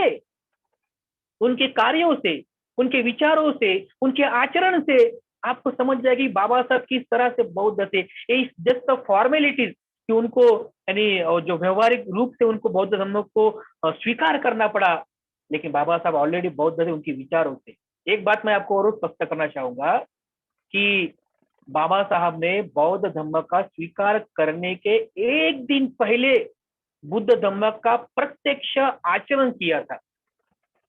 13 अक्टूबर को जब बाबा साहब और उनके जो सहकारी थे नागपुर के श्याम होटल में रुके थे, तो शाम के समय वामन गौड़ बोले और उनके सहकारी बाबा साहब को पूछते कि बाबा साहब कल की तो सब तैयारी हो गई है, क्या आज आप शाम को कुछ खाना चाहेंगे? तो बाबा साहब क्या कहते उनके कि वामन गौड़ बोले था, यानी उस समय के सेक्रेटरी थे बौद्ध जन पंचायत समिति के, तो वामन आज मैं शाम को खाना नहीं खाऊंगा क्योंकि आज मेरा उपोषण है। यानी बाबा साहब आम्बेडकर जी ने 13 अक्टूबर को उपोषण व्रत ग्रहण किया था। खुद तो उपोषण व्रत का पालन किया ही, और उनकी जो द्वितीय पत्नी थी उन्होंने भी उपोषण व्रत का पालन किया है। मतलब आप समझ सकते हैं कि बौद्ध धर्म स्वीकार करने के पूर्व ही बाबा साहब ने बुद्ध धर्म का प्रत्यक्ष आचरण किया था उपोषण व्रत ग्रहण करके हुए। बाबा साहब का जो जीवन अगर आप पढ़ेंगे, जीवन का अध्ययन करेंगे, तो हम बस यूं ही एक व्यवहारिक रूप से कहते हैं कि बाबा साहब 14 अक्टूबर को बौद्ध हुए। अरे बाबा साहब ऑलरेडी बौद्ध थे। अगर इस तरह से अगर हम कहेंगे कि बाबा साहब 14 अक्टूबर को बौद्ध बने, इसका मतलब अगले 6 दिसंबर यानी बिल्कुल 50वें दिन 6 दिसंबर को बाबा साहब इनका महापरिनिर्वाण हुआ। मतलब बाबा साहब भी 50वें दिन बौद्ध बने यानी 50वें दिन जीवन जिए? नहीं, बाबा साहब विचारों से बौद्ध थे। और जब हम इन सारी बातों को देखते हैं कि जब बाबा साहब ने घोषणा की मुझे बुद्ध धर्म का स्वीकार करना है, तो बाबा साहब जैसे जो महापुरुष होते हैं ना, एक बात स्पष्ट रूप से समझ लीजिए कि जब महापुरुष होते, कोई बड़ा कार्य जब उन्हें करना होता है तो वो इतिहास को पढ़ते हैं कि इतिहास क्या है, कोई ऐसा दिन देखते हैं कि उस दिन को हम शुरुआत कर सकते हैं। जब बाबा साहब ने इस भारत का इतिहास पढ़ा तो जो इतिहास हमारे सामने लाया गया, और वो इतिहास तो काल्पनिक इतिहास है, बाबा साहब ने कहा है, बाबा साहब ने स्पष्ट किया। अरे काल्पनिक इतिहास है, कहते हैं कि किसी देवी ने किसी देवी ने 9 दिनों तक युद्ध किया, तब जाके महिषासुर को मारा, राम ने रावण को मारा। अरे ये सारा काल्पनिक इतिहास हमें बताया गया है। अरे सही मायने में जो इतिहास है कि अश्विन अमावस का जो दिन है, अश्विन अमावस का दिन, इस अश्विन अमावस के दिन में बाबा साहब आम्बेडकर जी ने लिखा है कि अश्विन अमावस को सम्राट अशोक ने अपने हाथ की जो तलवार थी वो नीचे डाल दी। बुद्ध का विचार उन्होंने स्वीकार किया, प्रेम मैत्री करुणा का मार्ग स्वीकार किया, और सम्राट अशोक ने अगले 10 दिनों तक यह उत्सव के रूप में पाटलिपुत्र में मनाया था। आज भी देखिए, अश्विन अमावस के अगले 10वें दिन ही विजयादशमी, या जिसे लोग दशहरा कहते हैं, यह उत्सव आता है अश्विन अमावस के अगले 10वें दिन। लेकिन सही इतिहास तो यह है कि अश्विन अमावस से लेकर अगले 10 दिनों तक अशोक ने बुद्ध धम्म का विचार स्वीकार करने का जो उत्सव मनाया था पाटलिपुत्र में, ये वो उत्सव है 10 दिनों का। और अगले 10वें दिन फिर सम्राट अशोक ने बुद्ध धम्म का स्वीकार किया था। तो ये सही इतिहास बाबा साहब ने इस दुनिया के सामने लाया, और जब बाबा साहब ने पढ़ा ये सही इतिहास है, और उसी इतिहास को साक्षी रखते हुए 1956 में अशोका विजयादशमी के दिन, जो उस समय 14 अक्टूबर को आई थी, उसी दिन बाबा साहब ने बौद्ध धम्म का स्वीकार किया। ये बहुत ही महान क्रांति थी। बाबा साहब ने 14 अक्टूबर को महत्व नहीं दिया, बाबा साहब ने अशोका विजयादशमी को महत्व दिया है। लेकिन आज हम जब कुछ विद्वान लोग इन बातों को आगे आते कि 14 अक्टूबर या विजयादशमी, 14 अक्टूबर या विजयादशमी, अरे कहाँ फंस गए हम। 65 साल हो गए और आज भी हम इसी बात को आगे लाते, 14 अक्टूबर या विजयादशमी, 14 अक्टूबर या विजयादशमी। अरे हमें पढ़ना चाहिए कि बाबा साहब ने अशोका विजयादशमी को महत्व दिया है, क्योंकि अशोका विजयादशमी का संबंध सम्राट अशोक के साथ है, और उसी को ऐतिहासिक मानते हुए बाबा साहब ने दीक्षा ली थी। लेकिन 14 अक्टूबर को भूलकर कैसा चलेगा। बाबा साहब ने जो महान धम्म क्रांति 14 अक्टूबर को की, अरे उसी की तो वजह से 14 अक्टूबर यह तारीख अजरामर हुई।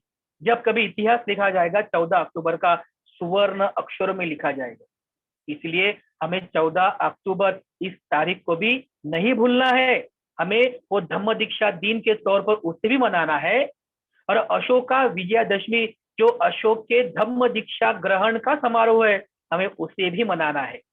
जब हम आज देखते हैं कि कई लोग 14 अक्टूबर को भूल जाते हैं, अरे कैसे भूल सकते हैं हम। भारत के इतिहास में एक महान धम्म क्रांति हुई, वो दिन था 14 अक्टूबर का। इस दिन को हम कैसे भूल सकते हैं। इसलिए 14 अक्टूबर को भी हमें मनाना है, और अशोका विजयादशमी ये भी मनाना है। जब कभी अशोका विजयादशमी आती है ना, ये तिथि अनुसार आती है। एक बात ध्यान लीजिए, ये तिथि अनुसार आती है। तिथि क्या होती है?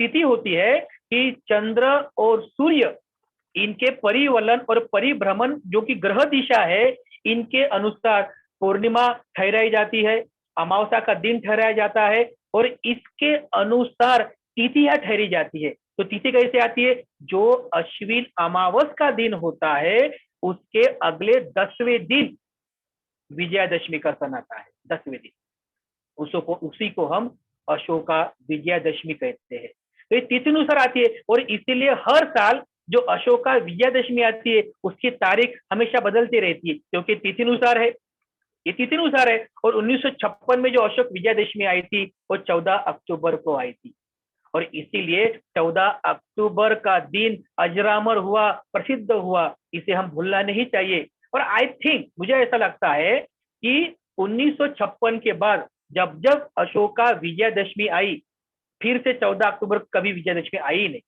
कभी नहीं आई। आप कैलेंडर में देखिए, अगले साल जो विजयादशमी है वो शायद 18 अक्टूबर को है, उसके अगले साल 25 अक्टूबर को है। एक साल तो ऐसा आया था कि 29 सितंबर को अशोका विजयादशमी आई थी। ये सब तिथि के अनुसार आता है। इसका हमें थोड़ा सा अच्छे से अध्ययन करना जरूरी है। और अशोका विजयादशमी को फिर लोग कहते हैं कि हाँ, धम्म चक्र अनुप्रवर्तन दिन है, बाबा साहब दीक्षा लेती। अरे बाबा साहब ने 14 अक्टूबर को दीक्षा ली थी, क्योंकि उस समय अशोका विजयादशमी थी। और बाबा साहब ने जो धम्म क्रांति की, इसी की वजह से 14 अक्टूबर का जो ये दिन है, ये तारीख है, भारत के इतिहास में अजरामर हुई है। सुवर्ण अक्षरों में लिखा जाएगा ये इतिहास। और इसीलिए मित्रों, मैं आप सभी से निवेदन करना चाहूंगा कि हमें खुद इस बात का चिंतन करना चाहिए। आज अगर हम 14 अक्टूबर को भूल जाते हैं तो अगले 2-3 पीढ़ियों में क्या होगा?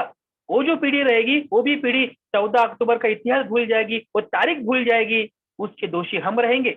और इसीलिए 14 अक्टूबर को भी हमें सेलिब्रेट करना है, अशोका विजयादशमी को भी हमें सेलिब्रेट करना है। इन दोनों के संबंध में जो भी वाद आज हम व्हाट्सएप पर पढ़ते हैं या फिर जो भी वाद निर्माण हुआ है, उस वाद में हमें नहीं पढ़ना है। हमें 14 अक्टूबर को भी मनाना है और अशोका विजयादशमी ये भी उत्सव हमें सेलिब्रेट करना है। बस यही मैं आप सभी से निवेदन करना चाहूंगा।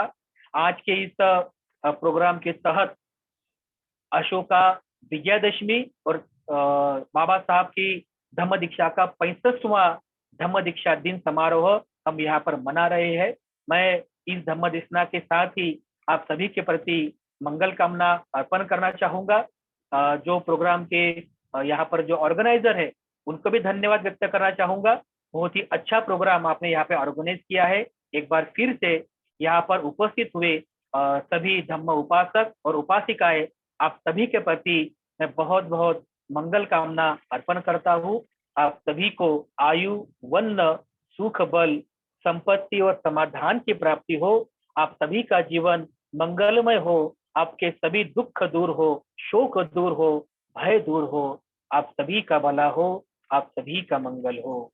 भवतु सब मंगलं, रक्षन्तु सब देवता, सब बुद्धानुभावेन, सब धम्मानुभावेन, सब संघानुभावेन सदा सोत्थि भवन्तु ते।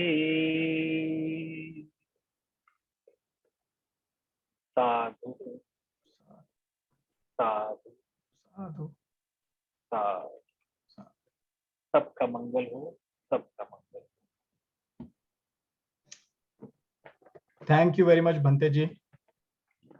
Thank बहुत बहुत आपका धन्यवाद, आप आए और आपने समय दिया, और thank you for taking us through Baba Saheb's journey into Buddhism and explaining it in such detail. So we are grateful for that. Thank you. Thank you very much. And yeah, we definitely learned a lot today. So thank you very much for talking about the history and taking us through, Baba Saheb's journey into Buddhism. Okay, so we move on to our next guest speaker, Mr. Shyam Tagde sir. Mr. Tagde is no stranger to the Buddhist Ambedkarite community. I mean, many people have heard him, and they probably read his writings and books and things. He doesn't need an introduction, but I will just say a few words. So Mr. Tagde has been in the IAS, Indian Administrative Service, Maharashtra cadre since 1991, and he has held several high-ranking positions in the government of India. He is a mechanical engineer by education, and he also has degrees in sociology and MA in Pali. He has written extensively on Buddhism, including 2 books. The first book is Buddha Dhamma, Mission of Bodhisattva Ambedkar, and this book was translated in Marathi and Telugu. The other book is Bodhisattva Ambedkarachi Dhamma Sankalpana, Viparyas Ani Vastava, and this is a book in Marathi. He has also conducted several workshops on Buddhism and is actively involved in the propagation of Buddha Dhamma. Currently, he is the Principal Secretary, Social Justice and Special Assistance Department in Mantralaya. So with that, I welcome Tagde sir.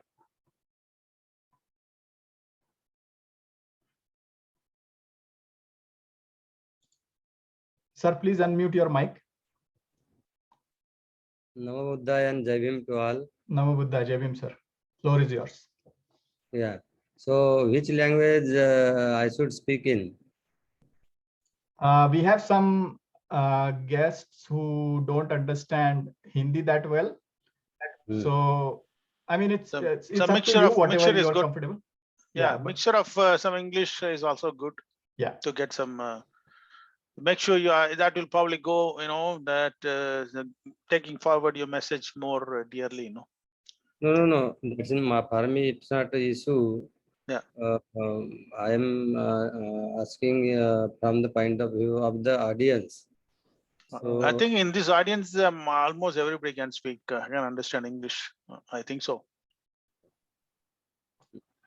So you can make mixture of Hindi and English, which is convenient more to you. Okay.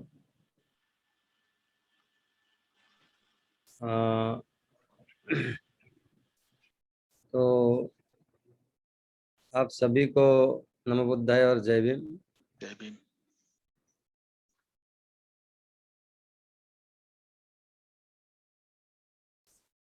बहुत कुछ बातें कहने जैसी है। I can raise so many issues about the Dhamma and Baba Sahib Dhamma mission. What has happened yesterday, there was a release of second edition of my book, Buddha Dhamma Mission of Bodhisattva Ambedkar. And that program continued till about 9:45 p.m. Indian time. So it was about 3 hours that program went on. The speakers from US, England, and Sri Lanka has also joined. तो कल मेरे book का दूसरी आवृत्ति है Buddha Dhamma mission of Bodhisattva Ambedkar ने जो अंग्रेजी किताब है उसका प्रकाशन हुआ। तो रात में 11:15 बजे तक चला हो, 3 घंटे चला, जिसमें अमेरिका, इंग्लैंड और श्रीलंका से भी स्पीकर्स थे। तो उसके बाद रात में मेरी तबीयत थोड़ी ठीक नहीं थी। मैंने रात के 2 बजे ही मुझे कुछ थोड़ा सा प्रॉब्लम हुआ था। आज 11 के आसपास मैं मेरे डॉक्टर से मिलकर भी आया और दिन में मुझे थोड़ा अच्छा लगने लगा। इसलिए मैं बोला कि आपके आगे जरूर मैं आपकी मीटिंग ज्वाइन होना चाहिए और कुछ बातें तो कहना चाहिए। तो आप लोग जैसे कि जानते हैं, तो मैं 21 साल से धम्म प्रचार प्रसार में जुड़ा हूँ और मेरे धम्म प्रचार प्रसार के बारे में आप बहुत लोगों को पता भी है। तो बात ऐसी है कि धम्म ये बहुत ही गंभीर बात होती है। धम्म ये कोई सिर्फ बोलने की बात नहीं होती।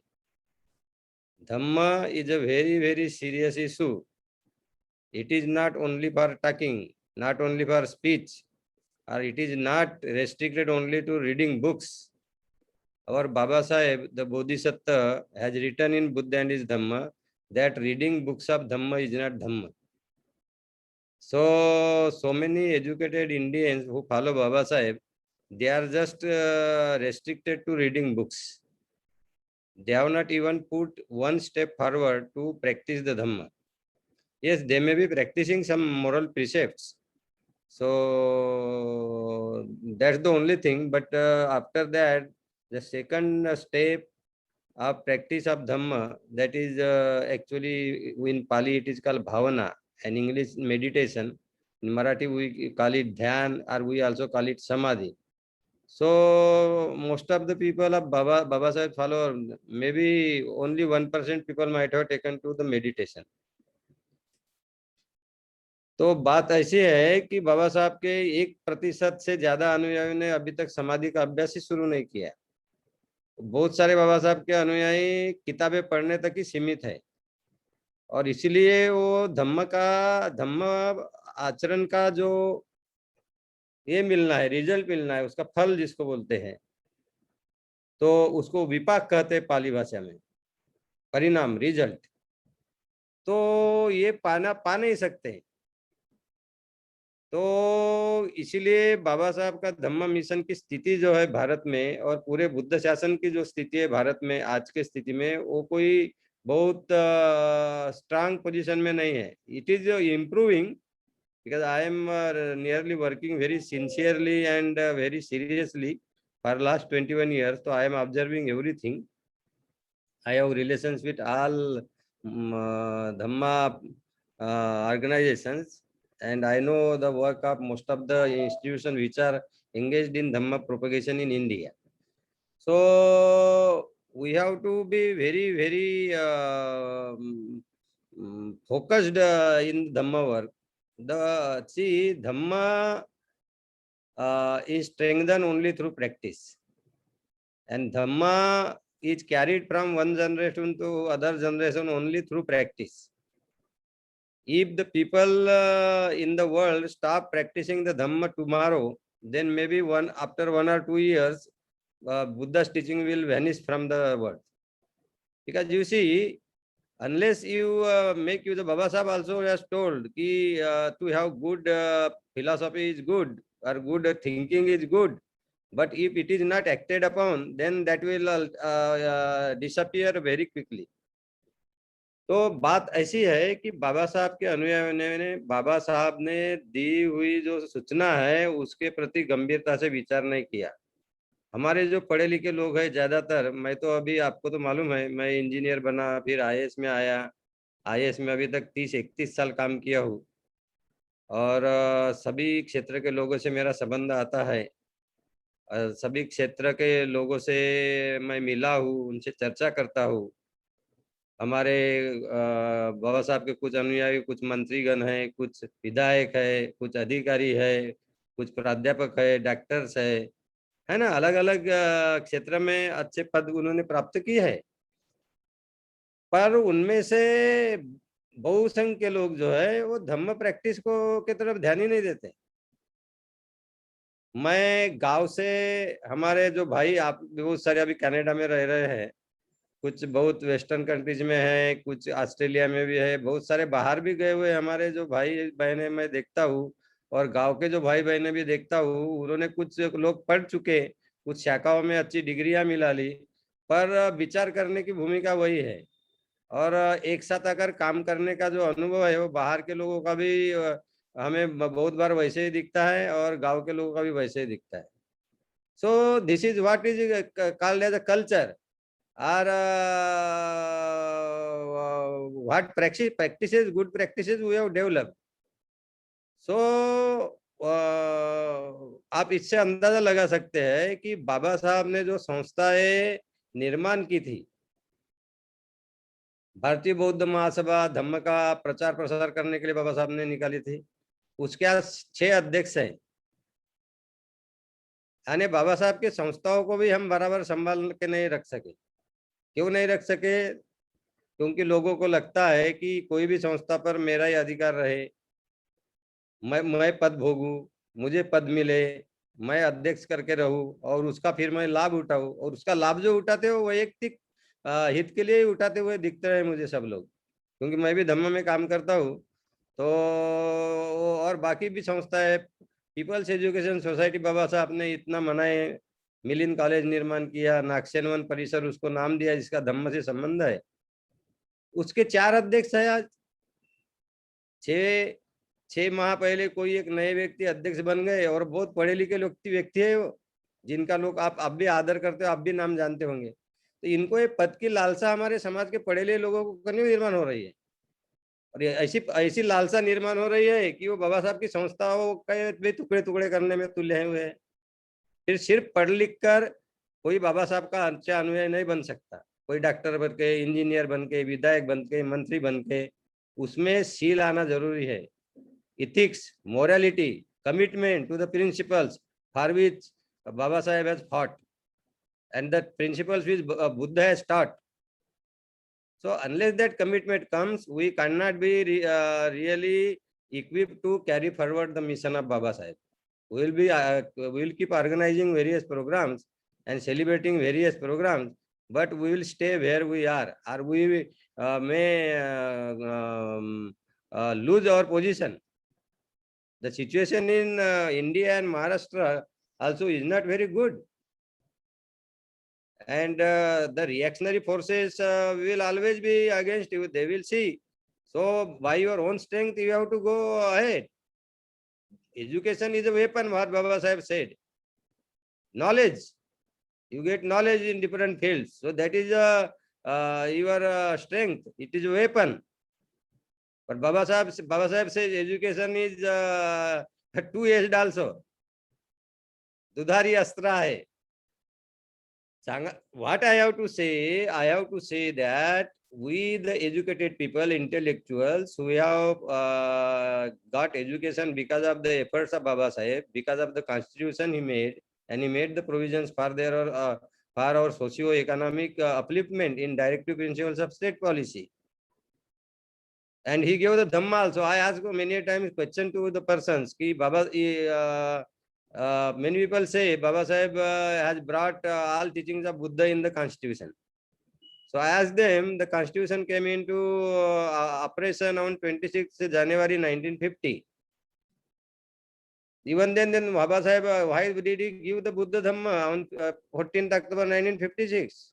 Nearly 6 years, six and a half.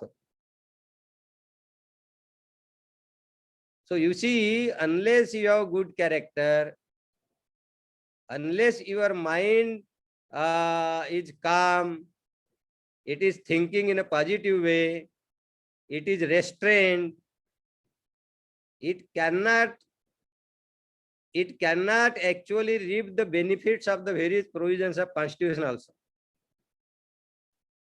So Baba Sahib wanted that there should be the Constitution, because that is a legal, those are the legal safeguards. Because if there are no legal safeguards, the people will deny you those benefits, even if you are equipped or you are fit for that. But to become fit for that, you have to use your mind properly. Because every person has got 24 hours of a day. And every person has got certain years to study and to reach to a certain position. So during that period, if you can't use your potential properly, if you can't study properly, and if you just want to kill your time or swindle your resources, then you cannot go ahead.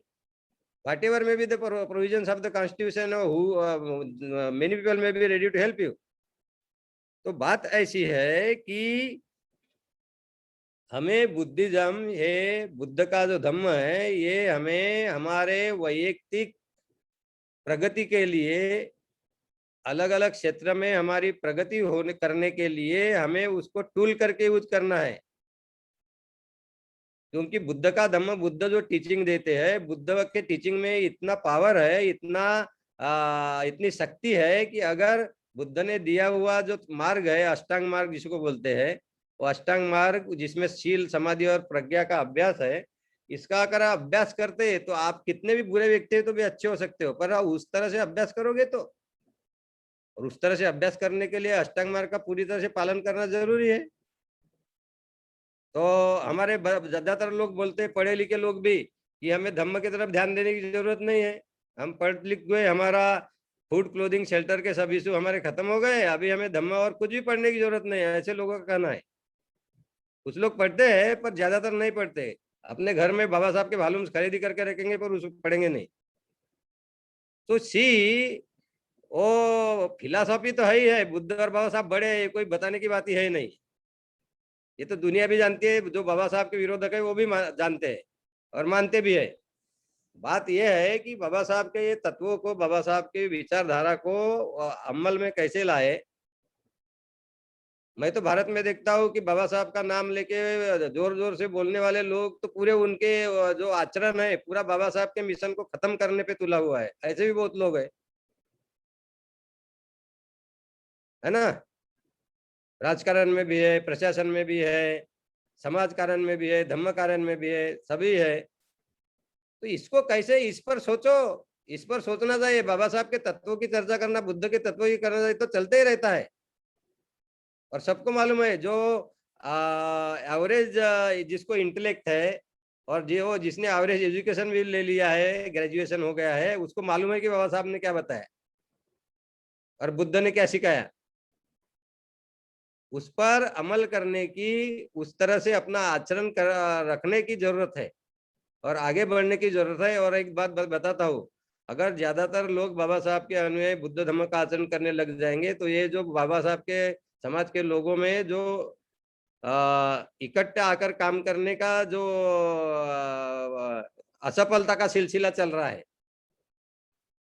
असफलता का सिलसिला कल क्या चल रहा है, क्योंकि एक दो ही लोग आगे में कोई भी एक बात मैं ध्यान में बताता हूँ, आपको भी मालूम है, अगर कोई भी संघ भी रहे तो उसको लीडर की जरूरत होती है, एक नेतृत्व होता ही है। एक नहीं होगा, दो होगा, तीन होगा, चार लोगों का होगा, पर नेतृत्व की जरूरत होती है। तो जो बेस्ट व्यक्ति अवेलेबल है उसका नेतृत्व सबने स्वीकार करना चाहिए, हर एक क्षेत्र में जो बेस्ट व्यक्ति लगता है आपको। और एक बार नेतृत्व स्वीकार करना तो दो गलतियां भी उसने की तो भी उसको उसके लिए नहीं करना है, छोड़ना नहीं, उसको बल देते ही रहना है अगर वो व्यक्ति बेस्ट है उसमें से। और एक बात मैं बताता हूँ, कोई ना कोई तो थोड़ा सा अच्छा व्यक्ति रहेगा ही, हर एक क्षेत्र में होता है और लोग करते भी है ऐसे। परेशानी ये है कि बाबा साहब के अनुयायियों में जो पढ़े लिखे जो लोग हैं, जिनको आस है अभी ये डेमोक्रेटिक सेटअप में पद मिलाने की, ये लोगों ने बाबा साहब के मिशन को सब क्या बोलते खराब करके रख दिया है। मैं बहुत ही स्पष्ट बोल रहा हूँ आप लोगों, मैं अधिकारी होकर ऐसी बात कर रहा हूँ, मैं सत्य बोल रहा हूँ। और देखो, जब तक सत्य नहीं बोलेंगे आप और सत्य पर विचार नहीं करोगे तो ये ऐसे ही चलने वाला है। हम बोलते रहेंगे कि नहीं नहीं हम तो सेलिब्रेशन कर लिया 14 अक्टूबर का, विजयादशमी का, अभी 6 दिसंबर को आया तो कुछ तो भी कार्यक्रम करेंगे, 14 अप्रैल को करेंगे, ये तो आते चलते रहता है। पर ये जो महत्व के प्रश्न है, इस प्रश्नों पे अगर आप इसका सुझाव नहीं करोगे और नहीं सुलझाओगे तो ये ऐसे ही रहने वाला है। तो आप लोगों को मैं ये बताता हूँ, आपका ग्रुप है ये है, तो आपके ग्रुप ने ये सोच लेना चाहिए कि धम्म आचरण करने का नियोजन करना चाहिए। मैं तो अभी 21 साल से काम कर रहा हूँ, लोगों में जाता हूँ, तो मैं तो परिवारों को बताता हूँ, आप अपने बच्चों को, बच्चा जन्म हो गया तो आप सोचते हो कि इसको केजी में कौन से स्कूल में डालूंगा, कौन सी अच्छी स्कूल है, 10 लोगों को पूछते हो। ज्यादा भी फी अगर देना पड़ा तो भी देते हो, घर में 2 चीजें लगे तो कम अपने सुविधा की लाओगे, पर उसके पढ़ाई पर खर्चा करते हो। तो मैं लोगों को बोलता हूँ कि आप, मेरे बेटे को 4 साल का हो गया, 6 साल का हो गया, तो इसको धम्म कैसे सिखाऊंगा, कहाँ सिखाऊंगा, इसका नियोजन क्यों नहीं करते आप? तो देखो, अगर हम बुद्ध को मानते हैं, बाबा साहब ने जो बुद्ध धर्म दिया है उसको स्वीकार करते हैं, तो उसका आचरण करने का क्यों नहीं करें हम? अगर आचरण नहीं करते हैं तो आपको क्या लाभ है वो बुद्ध धम्म आपके पास रखे और बुद्ध धम्म की किताबें पढ़ के और ये ऐसे कार्यक्रम आयोजित करके? तो मेरा सुझाव है, विनती है पढ़े लिखे लोगों को, और जिनकी अन्न वस्त्र निवारा की पूरी जरूरतें पूरी हो गई है, मैं सुझाव देना चाहता हूँ, आप धम्म के आचरण के लिए बहुत ही गंभीरता से सोचो। नहीं तो मैं लोगों को जैसे बोलता हूँ वैसी सबकी गत होने वाली है कि पूरे उम्र भर बुद्ध और बाबा साहब के तत्वों की चर्चा करते रहे, और बुद्ध ने जो धम्म सिखाया, अष्टांग मार्ग सिखाया, और बाबा साहब ने 22 प्रतिज्ञाओं में भी बोला कि अष्टांग मार्ग का पालन करो, 11वीं प्रतिज्ञा जो है 22 प्रतिज्ञाओं की, वही धम्म पालन है। वो 11वीं प्रतिज्ञा का पालन किया तो सब प्रतिज्ञाओं का पालन अपने आप हो जाता है, ऐसी वो प्रतिज्ञा है, क्योंकि अष्टांग मार्ग का पालन यही धम्म पालन होता है। तो इसका अनुभव न लेते हुए ही मृत्यु पा लेना और जिंदगी भर, उम्र भर बाबा साहब बुद्ध के तत्वों की चर्चा करते रहना, ये कौन सा अच्छी बात है? ऐसे ही होने वाला है बहुत लोगों का, क्योंकि मुझे दिख ही रहा है, मैं देख भी रहा हूं, क्योंकि मृत्यु तो अटल है। बुद्ध को किसी ने पूछा था कि कोई भी व्यक्ति के नजीक सबसे नजीक चीज कौन सी होती है, तो बुद्ध बोले मृत्यु सबसे नजीक होता है। वो कब आएगा कब नहीं होगा, जो जन्म हुआ उसका मृत्यु होना तय है, तो कब होता है यही बात होती है। तो भाइयों बहनों, अष्टांग मार्ग पालन करने का आप निश्चय करिए। अष्टांग मार्ग क्या होता है ये आपको पता ही होगा। मैं बहुत बोल गया, मैं सोचा था मैं 5-10 मिनट ही कुछ तो भी बोल के आप लोगों को बुरा ना लगे, इसलिए मैं शायद मैंने सोचा भी था कि जाहिर न हो, मेरी तबीयत सही में ठीक नहीं थी, 12 बजे तो मेरे को चलने में भी थोड़ी तकलीफ हो रही थी। अभी I am far far better. कल मेरा ज्यादा शायद एग्जर्शन हो गया था। और आपको मालूम होगा कि नजीक नजीक 2003 या 4 साल से मैं अष्टशील का पालन करता हूँ पूर्णिमा के दिन। क्योंकि बाबा साहब ने 14 अक्टूबर 1956 के दिन दीक्षा के दिन खुद अष्टशील का पालन किया था। तो पूर्णिमा विजयादशमी के दिन भी मैं अष्टशील का पालन करता हूँ, कल भी किया था। तो हमेशा मैं करता हूँ क्योंकि अष्टशील में एक शील ऐसा है कि 12 बजे के बाद भोजन नहीं कर सकते। दूसरे दिन सुबह के बाद ही, सूरज निकलने के बाद ही भोजन कर सकते हैं। तो मैं शाम को नींबू पानी वगैरह ही लेता हूँ और मुझे कुछ नहीं होता। तो कल भी था, मैंने शाम को गोलियां भी लिया, जो हमेशा मेरी सप्लीमेंट्स और जो कुछ लेना पड़ता है। तो कल क्या हुआ मालूम नहीं, मुझे रात में बहुत तकलीफ हुई मुझे 1-2 बजे के बाद। तो 11 बजे तो मैं डॉक्टर के पास गया और मैं तब सोचा, मेरे मन में आया कि आपके प्रोग्राम का क्या करूं। और मुझे लगा आपके साथ मैं अभी विजय बागड़े जी को मैंने शब्द भी दिया था और मैंने सोचा था, तो मैं बोला थोड़ी देर के लिए तो भी मैं सम्मिलित हो जाता हूँ। पर मैंने दिया, मैंने बोला लगता है, और मैंने काफी आप लोगों को काफी समय दे दिया अभी तक की। तो और कुछ थोड़ा सा समय देता हूँ। तो मैं जो बात आपको बता रहा था कि बाबा साहब ने जो धम्म दिया है ना, ये धम्म को बाबा साहब ने ये भी कहा था कि आप ये धम्म को प्रतिष्ठा प्राप्त करके देना इस देश में। और 15 अक्टूबर के नागपुर के दीक्षा के भाषण में भी उन्होंने बोला था कि ऐसा ना हो कि आप लोगों ने इस धम्म को बुरे दिन लाए। तो आज ऐसी स्थिति है महाराष्ट्र में भी, भिक्खु संघ की तो इतनी दयनीय स्थिति है, इतनी खराब स्थिति है महाराष्ट्र में वगैरह कि हमें तो सोचना मजबूर हो जाते कि कैसे होगा बुद्ध शासन का। तो भिक्खु और उपासकों ने साथ में आकर, और देखो क्या होता है, अगर हम ऐसा कुछ बोलते तो कोई भिक्खुओं को बुरा लग जाता है, वो सच्चाई जानना चाहिए और सच्चाई सुधारने की वो भिक्खु संघों को ही करना है, पर उपासकों को मदद करनी है। तो ये बात मैं बार बार रखता हूँ भिक्षुओं के आगे भी। तो बुद्ध शासन यानी बुद्ध की शिक्षा मजबूत करने के लिए 4 संघ मजबूत होने पड़ते हैं: भिक्खु संघ, भिक्खुनी संघ, उपासक संघ और उपासिका संघ। तो ये चारों संघ मजबूत कैसे हो, इसीलिए उपासक और भिक्षुओं ने साथ में आकर काम करना होगा। पर एक बात मैं आपको बताता हूँ कि वो जो भिक्खु विनय का पालन करते हैं, आपको पता होगा कि बुद्ध ने विनय नियम बनाए थे भिक्खुओं के लिए, भिक्खुनियों के लिए। भिक्खुओं के लिए 227 विनय नियम है और भिक्खुनियों के लिए 311 विनय नियम है। तो भी उसमें से कुछ विनय नियम है बहुत महत्व के, जैसे पाराजिक नाम के विनय नियम होते हैं। अगर वो किसी भिक्षु ने उसका उल्लंघन किया, भिक्खुनी ने उल्लंघन किया, तो उनको चीवर त्याग देना होता है, वो भिक्खु भिक्खुनी नहीं रह सकते। तो आज की स्थिति ऐसी ही है कि महाराष्ट्र में बहुत सारे भिक्खु ये पाराजिक का उल्लंघन किए हुए भिक्खु घूम रहे हैं खुलेआम। तो ऐसे स्थिति में धम्म आगे नहीं हो सकता। ये बात हमने संघ के आगे भी लाई है, पर वो कितने साल से हम बता रहे हैं, उस पर कार्यवाही नहीं हो रही। अभी कुछ भिक्खु मानने लग गए कि ये स्थिति सही है। और आप अभी तो मैं तो बहुत एक उच्च पदस्थ अधिकारी भी हूँ और मेरा धम्म का अभ्यास भी है और मैं अष्टांग मार्ग का पालन भी करता हूँ, समाधि का भी अभ्यास करता हूँ, विपස්සना का भी अभ्यास करता हूँ, यानी प्रज्ञा का अभ्यास करता हूँ, इसलिए मुझे ज्यादा बोल नहीं सकते। पर ये लोग ऐसा कोई सामान्य उपासक बोल सकता है, क्योंकि भिक्खु ने कुछ गलती की तो सामान्य उपासक को भी वो गलती संघ तक लाने का अधिकार है, तो बुद्ध ने दिया हुआ है। तो उससे भिक्खु लोग बहुत नाराज हो जाते हैं। तो इस पर यानी मैं सच्चाई आप लोगों को बता रहा हूँ, मुझे बुराई किसी की नहीं करनी है, मैं किसी का नाम भी नहीं ले रहा हूँ। तो ये आप में अच्छा भिक्खु संघ करने के लिए जो अच्छे भिक्षु है उन्होंने एक में आकर काम करना होगा। और क्या है आपको मालूम है कि उपासक रहे या भिक्खु रहे, बुद्ध का धम्म इसीलिए है कि हमारे इंद्रियों पर हमारा संयम रहे। कान आँख कान नाक जीवा यानी जीभ, शरीर और मन, ये 6 इंद्रिय होते हैं, इन पर काबू रखना। और ये 6 इंद्रियों में तृष्णा निर्माण होती है, ये तृष्णा पर काबू रखना, यही बुद्ध धम्म का काम होता है। तो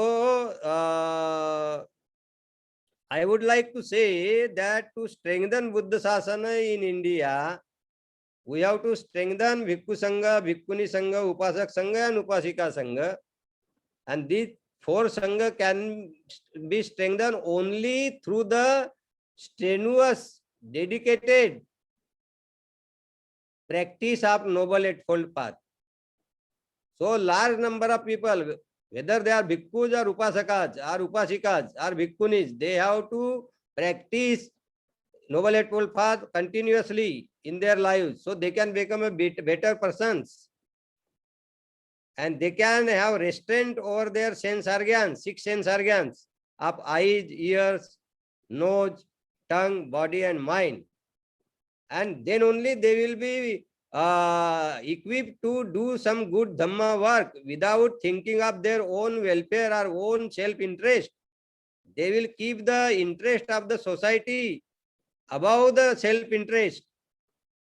Unless the greed in our mind is powerful, means till the greed in our mind is powerful, we cannot work selflessly. So to keep the greed in control, the only remedy is Buddha's Noble Eightfold Path. So you started practicing and your greed will slowly diminish. So if your greed diminishes, you can work selflessly. And if such person who can work selflessly are created in the society, these people, whatever organizations these people will run or manage, they will manage for the welfare of the people, others, not for their own welfare. And in that way, Baba Sahib's mission can get strength and Baba Sahib's mission can be successful. तो मैं आपको बताना चाहता हूँ कि पूरे देश में, पूरे देशों में, पूरे विश्व में आज बुद्ध ने सिखाया हुआ धम्म पढ़ाने की सुविधाएं है। अमेरिका में कितनी जगह पढ़ाया जाता है, इंग्लैंड में कितनी जगह पढ़ाया जाता है, यूरोप में कितनी जगह है, कितने सारे टीचर्स है, कहीं भी जाके सीखिए। और उसमें भी एक बात मैं आपको ध्यान में रखता हूँ कि ऐसी जगह सीखिए जहाँ के जो सिखाने वाले लोग हैं वो खुद मोरल पर्सन्स है। ऐसे भी कुछ संगठन है बुद्ध धर्म को सिखाने वाले की जिनके जो लीडर्स है they were totally immoral and corrupt, but even they are also working for the propagation of Dhamma. So we have to be very particular in knowing the people who are basically working for Dhamma propagation, and be also very particular to donate your hard-earned money only to the good people and the good institutions. Otherwise your money will be wasted, and whatever will be the benefit of your dana, as Buddha has told in Dakkhina Vibhanga Sutta, that dana will not accrue to you. So to understand all these things, you have to seriously study the Dhamma, understand the Dhamma, and then practice accordingly. So brothers and sisters, this is the general idea, that is the framework I have told you. I think I should stop now. So मैं आप लोगों को सुझाव देना चाहता हूँ कि कभी मुझे अच्छा रहूंगा तो मैं तो अभी after my super animation there is some time, but after that I am going to wholeheartedly full time I am going to work for the propagation of Dhamma. Even now also, if I get some time, I can give some special time and then we can talk about this. But see, we are very fortunate. And I am not saying this fortune means something superstition or something supernatural or something. It is means we have got the good opportunity since we are born in this period when Buddha's Dhamma has reached India through the efforts of Baba Sahib. If we would have born 50 years before that, we may not have perhaps got the Buddha's Dhamma. So from that angle, we are fortunate. We have received the Dhamma, we can study the Dhamma, practice the Dhamma. So we have to make use of it fully. And we should not waste the opportunity that has come to us. हमने बाबा साहब का बहुत ऋण है, बाबा साहब का ऋण, वो बाबा साहब का ऋण हम कैसे पूरा कर सकते हैं? हम उनका ऋण पूरा करने की या उनके ऋण से मुक्त होने का एक ही रास्ता है, धम्म का आचरण करो और उन्होंने तुम्हें जो बताया 13 नवंबर 1956 को, यानी मृत्यु के 17 और 6 23 दिन पहले बाबा साहब ने बोला था दिल्ली के एयरपोर्ट पर पत्रकारों को कि मुझे खेद है कि मैंने धम्म रिवाइवल का काम थोड़ा लेट शुरू किया, पर उन्होंने बोला कि मेरे जो ये लोग हैं, मुझे पूरे विश्वास के साथ मेरा साथ दे रहे हैं, ये अपना सर्व त्याग कर देंगे धम्म के प्रचार प्रसार के लिए। तो वो बातें हमें ध्यान में रखनी है और हमें पूरे धम्म प्रचार प्रसार में जुट जाना है, और हम तभी जुट पाएंगे जब हम धम्म आचरण करेंगे, क्योंकि आप धम्म आचरण नहीं करोगे और धम्म प्रचार करोगे तो उसका कोई भी किसी पे असर नहीं होने वाला है। जो व्यक्ति धम्म आचरण करेगा उसके धम्म प्रचार को ही फल मिलेगा, बाकियों के धम्म प्रचार को फल मिल ही नहीं सकता। तो ये जो बुद्ध के ने जो बताए हुए प्रिंसिपल्स है, दे आर ऑलवेज ट्रू। तो ये बात आप ध्यान में रखिए और पूरी तरह से आपका समय, आपका धन अच्छे कामों के लिए उपयोग में लाइए।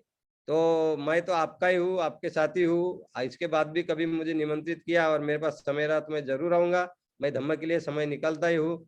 मैं आप सबको धन्यवाद देता हूँ कि मुझे आपने आप में आकर ये धम्म की कुछ बातें रखने का अवसर दिया, और आप सभी का मंगल हो, आपकी धम्म में प्रगति हो, आप अष्टांग मार्ग अष्टशील पालन में जुट जाए और उसमें आपकी बहुत प्रगति हो, आपके परिवार के सब लोग अष्टशील और अष्टांग मार्ग के पालन में पक्व हो, और आपकी सभी क्षेत्रों में प्रगति हो, ऐसी मैं कामना करता हूँ। और मैं यही मेरा आज का जो कुछ मार्गदर्शन है और कुछ बातें जो मुझे रखनी थी, मैं यही समाप्त करता हूँ। जय भीम, जय भारत, नमो बुद्धाय, जय Bhim.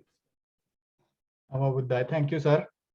Thank you for taking the time out. We know that you are not feeling well, but we appreciate that you took the time out and spoke to us, and very inspiring words. Definitely, I think you have given us some action items here to, follow the 8 noble paths and practice of Dhamma. So I think we will take this and we'll try to implement that in our lives in future. So thank you very much. So sir, are you okay? Agar hum iske baad next thing was to have like a quick 10-minute question answer session. So if anyone has any questions for, I can see Bhante ji is also with us. So either for Bhante ji or Tagde sir, if anyone has any questions, you can ask. So sir, are you okay to stay maybe 10 more minutes?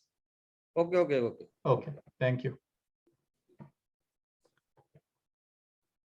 If anyone has a question, you can raise hand, you can unmute yourself, or you can even put it in the chat and I can ask the question on your behalf.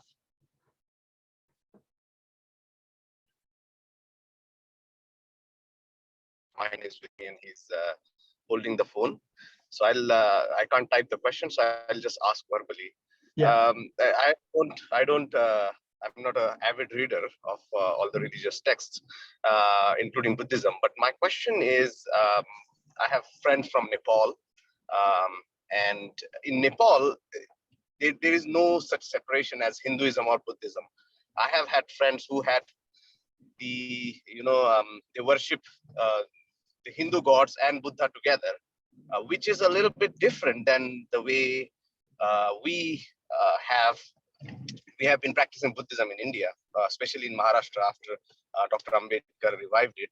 So I just wanted to hear your thoughts on this culture in countries like Nepal, where Hinduism and Buddhism are not considered separate, but one religion. Are you asking me?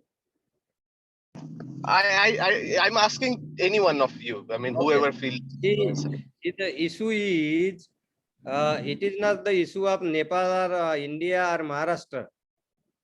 Issue is about what Buddha taught and what is the truth, and what one should practice. See, now you have said the gods and Hindu gods and what Buddha image and all you may be considering, they are kept together and there is no separation in Nepal, that you are saying. See, the question is, Buddha always rejected the concept of God. Baba Sahib Ambedkar also rejected the concept of God. Not only Buddha, many scientists have rejected the concept of God because nobody has seen the God. Nobody has proved or it has been established even by perception or by inference that there is one creator. Buddha has told that it is because of avidya, that is ignorance, kamma, that is volition, and trishna, tanha, craving. Because of these three things, beings are born. If the three are absent, there is no future birth. So the reason of birth or the production is different. Every person is responsible for his further being. So there cannot be any creator. So everybody who follows the Buddha, he has to understand this fact. If he doesn't understand, then he is always immersed in mithya ditti, wrong view. He is not practicing sammadhitti, and he cannot get the benefit out of his association with the Buddha or practicing Buddhist principles or Buddha's teachings. So ये महाराष्ट्र में अलग होता है और वहाँ की बात नहीं है, ये सभी को जो फॉलो करेगा वो उसने ये बातें ध्यान में रखनी है. तो बाबा साहब ने इसीलिए तो 22 प्रतिज्ञाओं में दिया. आपने बताया कि Baba Saheb in Maharashtra is different thing. It is not, it is a Buddha's teaching. Because if you say that God is a creator, then you cannot understand Buddha's basic teaching of dependent origination. What is paticca samuppada? That everything, something has to arise, there has to be a cause, law of causation. So this law of causation, to understand it is more important. And those who believe in God, they can never understand. Yes, thank you, sir. Anyone else? While we are waiting for other questions, maybe I will ask a question to Tagde sir. Since you mentioned, sir, about following Dhamma, and meditation is a big part of that. Can you maybe give us some advice on, for people who don't know much about it, or maybe know but are not, maybe just give them some direction, or give us some direction, including myself, like how to get into that practice? See, in Buddha's teaching, the meditation is of two types. One is called Samadh Bhavana and another is Vipassana Bhavana. So Samadh Bhavana is concentrating your mind. That is one point, achieving the one-pointedness of mind. मन की एकाग्रता प्राप्त करना, यानी मन एक ही वस्तु पर एक ही जगह बहुत देर तक रहता है, तो एक वन पॉइंटेडनेस अचीव कर लिया, एकाग्रता अचीव कर लिया, ऐसा हो जाता है. तो एकाग्रता अचीव कर लेना, प्राप्त कर लेना, ये एक मेडिटेशन होता है, उसको समध भावना बोलते हैं. तो ये प्रैक्टिस करने के लिए बुद्ध ने 40 प्रकार बताए थे. तो उसमें से आनापान, यानी आपके सांस पर लक्ष्य केंद्रित करके, मन केंद्रित करके आपका मन एकाग्र करिए, ये विश्व में सबसे ज्यादा इसकी प्रैक्टिस होती है, आनापान की. तो ये समध भावना का हो गया. उसमें भी फिर समाधि के अलग अलग स्टेजेस है. एक तो परिक्रमा समाधि है, फिर उसमें उपचार समाधि है, और फिर अपना समाधि है. तो ये स्टेजेस आती है उसमें. तो आपको जहाँ ये सिखाते हैं वो जाके करना पड़ेगा, और एक बार आप सीख गए तो फिर आप घर में भी कर सकते हैं. और ये हो गया, आपका मन एकाग्र हो गया. देखिए एक बात क्या है, बुद्ध ने क्या मार्ग क्यों दिया? बुद्ध ने धम्म यानी मार्ग ही होता है. धम्म क्यों दिया? आपको दुख से मुक्त करने के लिए धम्म दिया, यानी आपकी दुखों से पूरी तरह से मुक्तता हो. और उन्होंने कारण भी बताया कि आप दुखी क्यों है, दुख क्यों है? तो तृष्णा है, यानी क्रेविंग है, यानी 6 इंद्रियों का सुख भोगने की जो इच्छा है उसी को तृष्णा बोलते हैं. तो वो जो तृष्णा है, वो तृष्णा को पूरी तरह से नष्ट करना है. तो नष्ट कहाँ करना पड़ेगा आपको? आपके शरीर में, आपके मन में ही नष्ट करना पड़ेगा उसको. तो आपके मन में नष्ट करने के लिए आपका समध भावना से जो मन एकाग्र हो गया, मन वन पॉइंटेड ऑफ माइंड आपने अचीव कर लिया, तो उसी मन से आपको अपने मन की और शरीर की सत्यता देखना है. वो जो सत्यता देखते हैं उसको विपස්සना भावना बोलते हैं, विपස්සना मेडिटेशन. तो उसमें क्या होता है कि विपස්සना मेडिटेशन में बेसिकली ये यूनिवर्स जो है ये तीन लक्षण से पर चलता है, या 3 इसके कैरेक्टरिस्टिक्स है। एक तो है पहला अनित्य, इस विश्व में जो कुछ भी है निर्माण हुआ है वो नष्ट होने वाला है, ये बुद्ध का पहला तत्व है। तो ये अनित्य बोध जानना है, आपके शरीर में और मन में हर क्षण बदल होता है, उसकी अनुभूति लेना है, ये अनुभूति लेना है विपश्यना भावना है। और ये बदलते रहता है, इसलिए ये दुख है, इसलिए दुख की भावना। और ये जो हमेशा बदलते रहता है वो मेरा नहीं हो सकता, अगर वो मेरा रहता तो मैं उसको बदलने नहीं देता। तो ये भाव अपने आ गया, इसका अभ्यास किया तो उसको अनात्म भाव बोलते हैं, पाली में अनंत। तो ये तीनों भाव की अनुभूति पर जानना ये विपश्यना भावना है। तो ये दोनों प्रकार के आपको ये अभ्यास इसका हमेशा करते रहना होता है, तो इससे विकार कम हो जाते हैं। क्योंकि क्या है एक्चुअली जो शुक्र होता है ना उसको भोगने की आपको हमेशा इच्छा होती है, पर बुद्ध बोलते हैं वो शुक्र है वो भी अनित्य है, बदलने वाला है, तो उसको क्यों भोगने की इच्छा आप निर्माण करते हो? सिर्फ अनित्य है वो बदलने वाला है इतना ही जानो। तो ये विपश्यना है, ये ज्ञान है, ये विज्ञान है, विज्ञान ये ज्ञान है, ज्ञान है, प्रज्ञा है। तो ये प्राप्त कर लेना, इसी से विकार कम होते हैं। तो इसी तरह का बुद्ध का मेडिटेशन है, वो विकार कम करने का, तृष्णा कम करने का। Okay, thank you sir. तो मुझे अनुमति दीजिए अभी। जी sir, thank you very much. हम तो मतलब आपको सुनते रहेंगे, like we are I guess you know we probably have more questions and मैं धम्म में इतना अभी इमर्स हो गया हूँ, और क्योंकि हर दिन हमारा मेडिटेशन होता ही है, और धम्म का अभ्यास भी होता है, पाली त्रिपिटक की पढ़ाई चलते ही रहती है। हर पूर्णिमा को मैं 8 बजे हर पूर्णिमा को धम्म जूम पर सेशन में मैं देता हूँ, मार्गदर्शन करता हूँ। आपके अमेरिका में काफी लोग ज्वाइन होते हैं, आप लोग भी ज्वाइन हो जाओ। जी सवेरे 8 बजे पर। तो उसमें मैं अभी 19 को प्रतीत्य समुत्पाद पर मार्गदर्शन करने वाला हूँ। उसकी लिंक बागड़े जी के पास गई होगी अभी। हाँ जी, आप भेज दीजिए लिंक, फिर हम लोग हमारे जो इंटरनल कम्युनिकेशन है उसमें फिर हम लोग we can share it with everyone. तो thank you very much, all the best. Thank you sir, thank you very much, and all the best to you and get well soon. Thanks. Thank you Tagde sahib for accepting our invitation. Okay, over to you Bagde Dada for the closing. Okay, so I wouldn't take much time because our guests have already left. So हम लोग अभी हमारे programme के आखिरी पड़ाव में पहुंच चुके हैं। तो just I would take just short to thank everyone. First of all, I would like to extend my sincere thanks on behalf of AIM Canada to Shyam Tagde sir. In spite of his hectic schedule and feeling unwell, he could honor our invitation and enlighten us on the today's challenges, and his inspiring talk.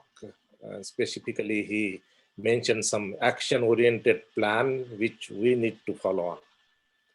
So I think that was very brainstorming kind of session for us, and we need to ponder on the points he put forward. Next, I would like to extend my thanks on behalf of AIM Canada to Bhante ji, advocating our Buddha prayer, highlighting the importance of historic perspective and the brief of Baba Sahib's Buddhism process, how he has gone through and how he was influenced towards Buddhism and how he took the entire life to spread Buddhism across India and what was his expectation from the society. I would like to thank Elangonji for highlighting the Kanshiramji's enormous work and starting from his life, taking journey from Maharashtra, which was the Karma Bhumi of Baba Sahib, and that's how he got inspired. That was the sparking point for his entire journey and taking movement forward specifically to the northern India. And that's how he sacrificed his entire life to take the caravan and build the movement.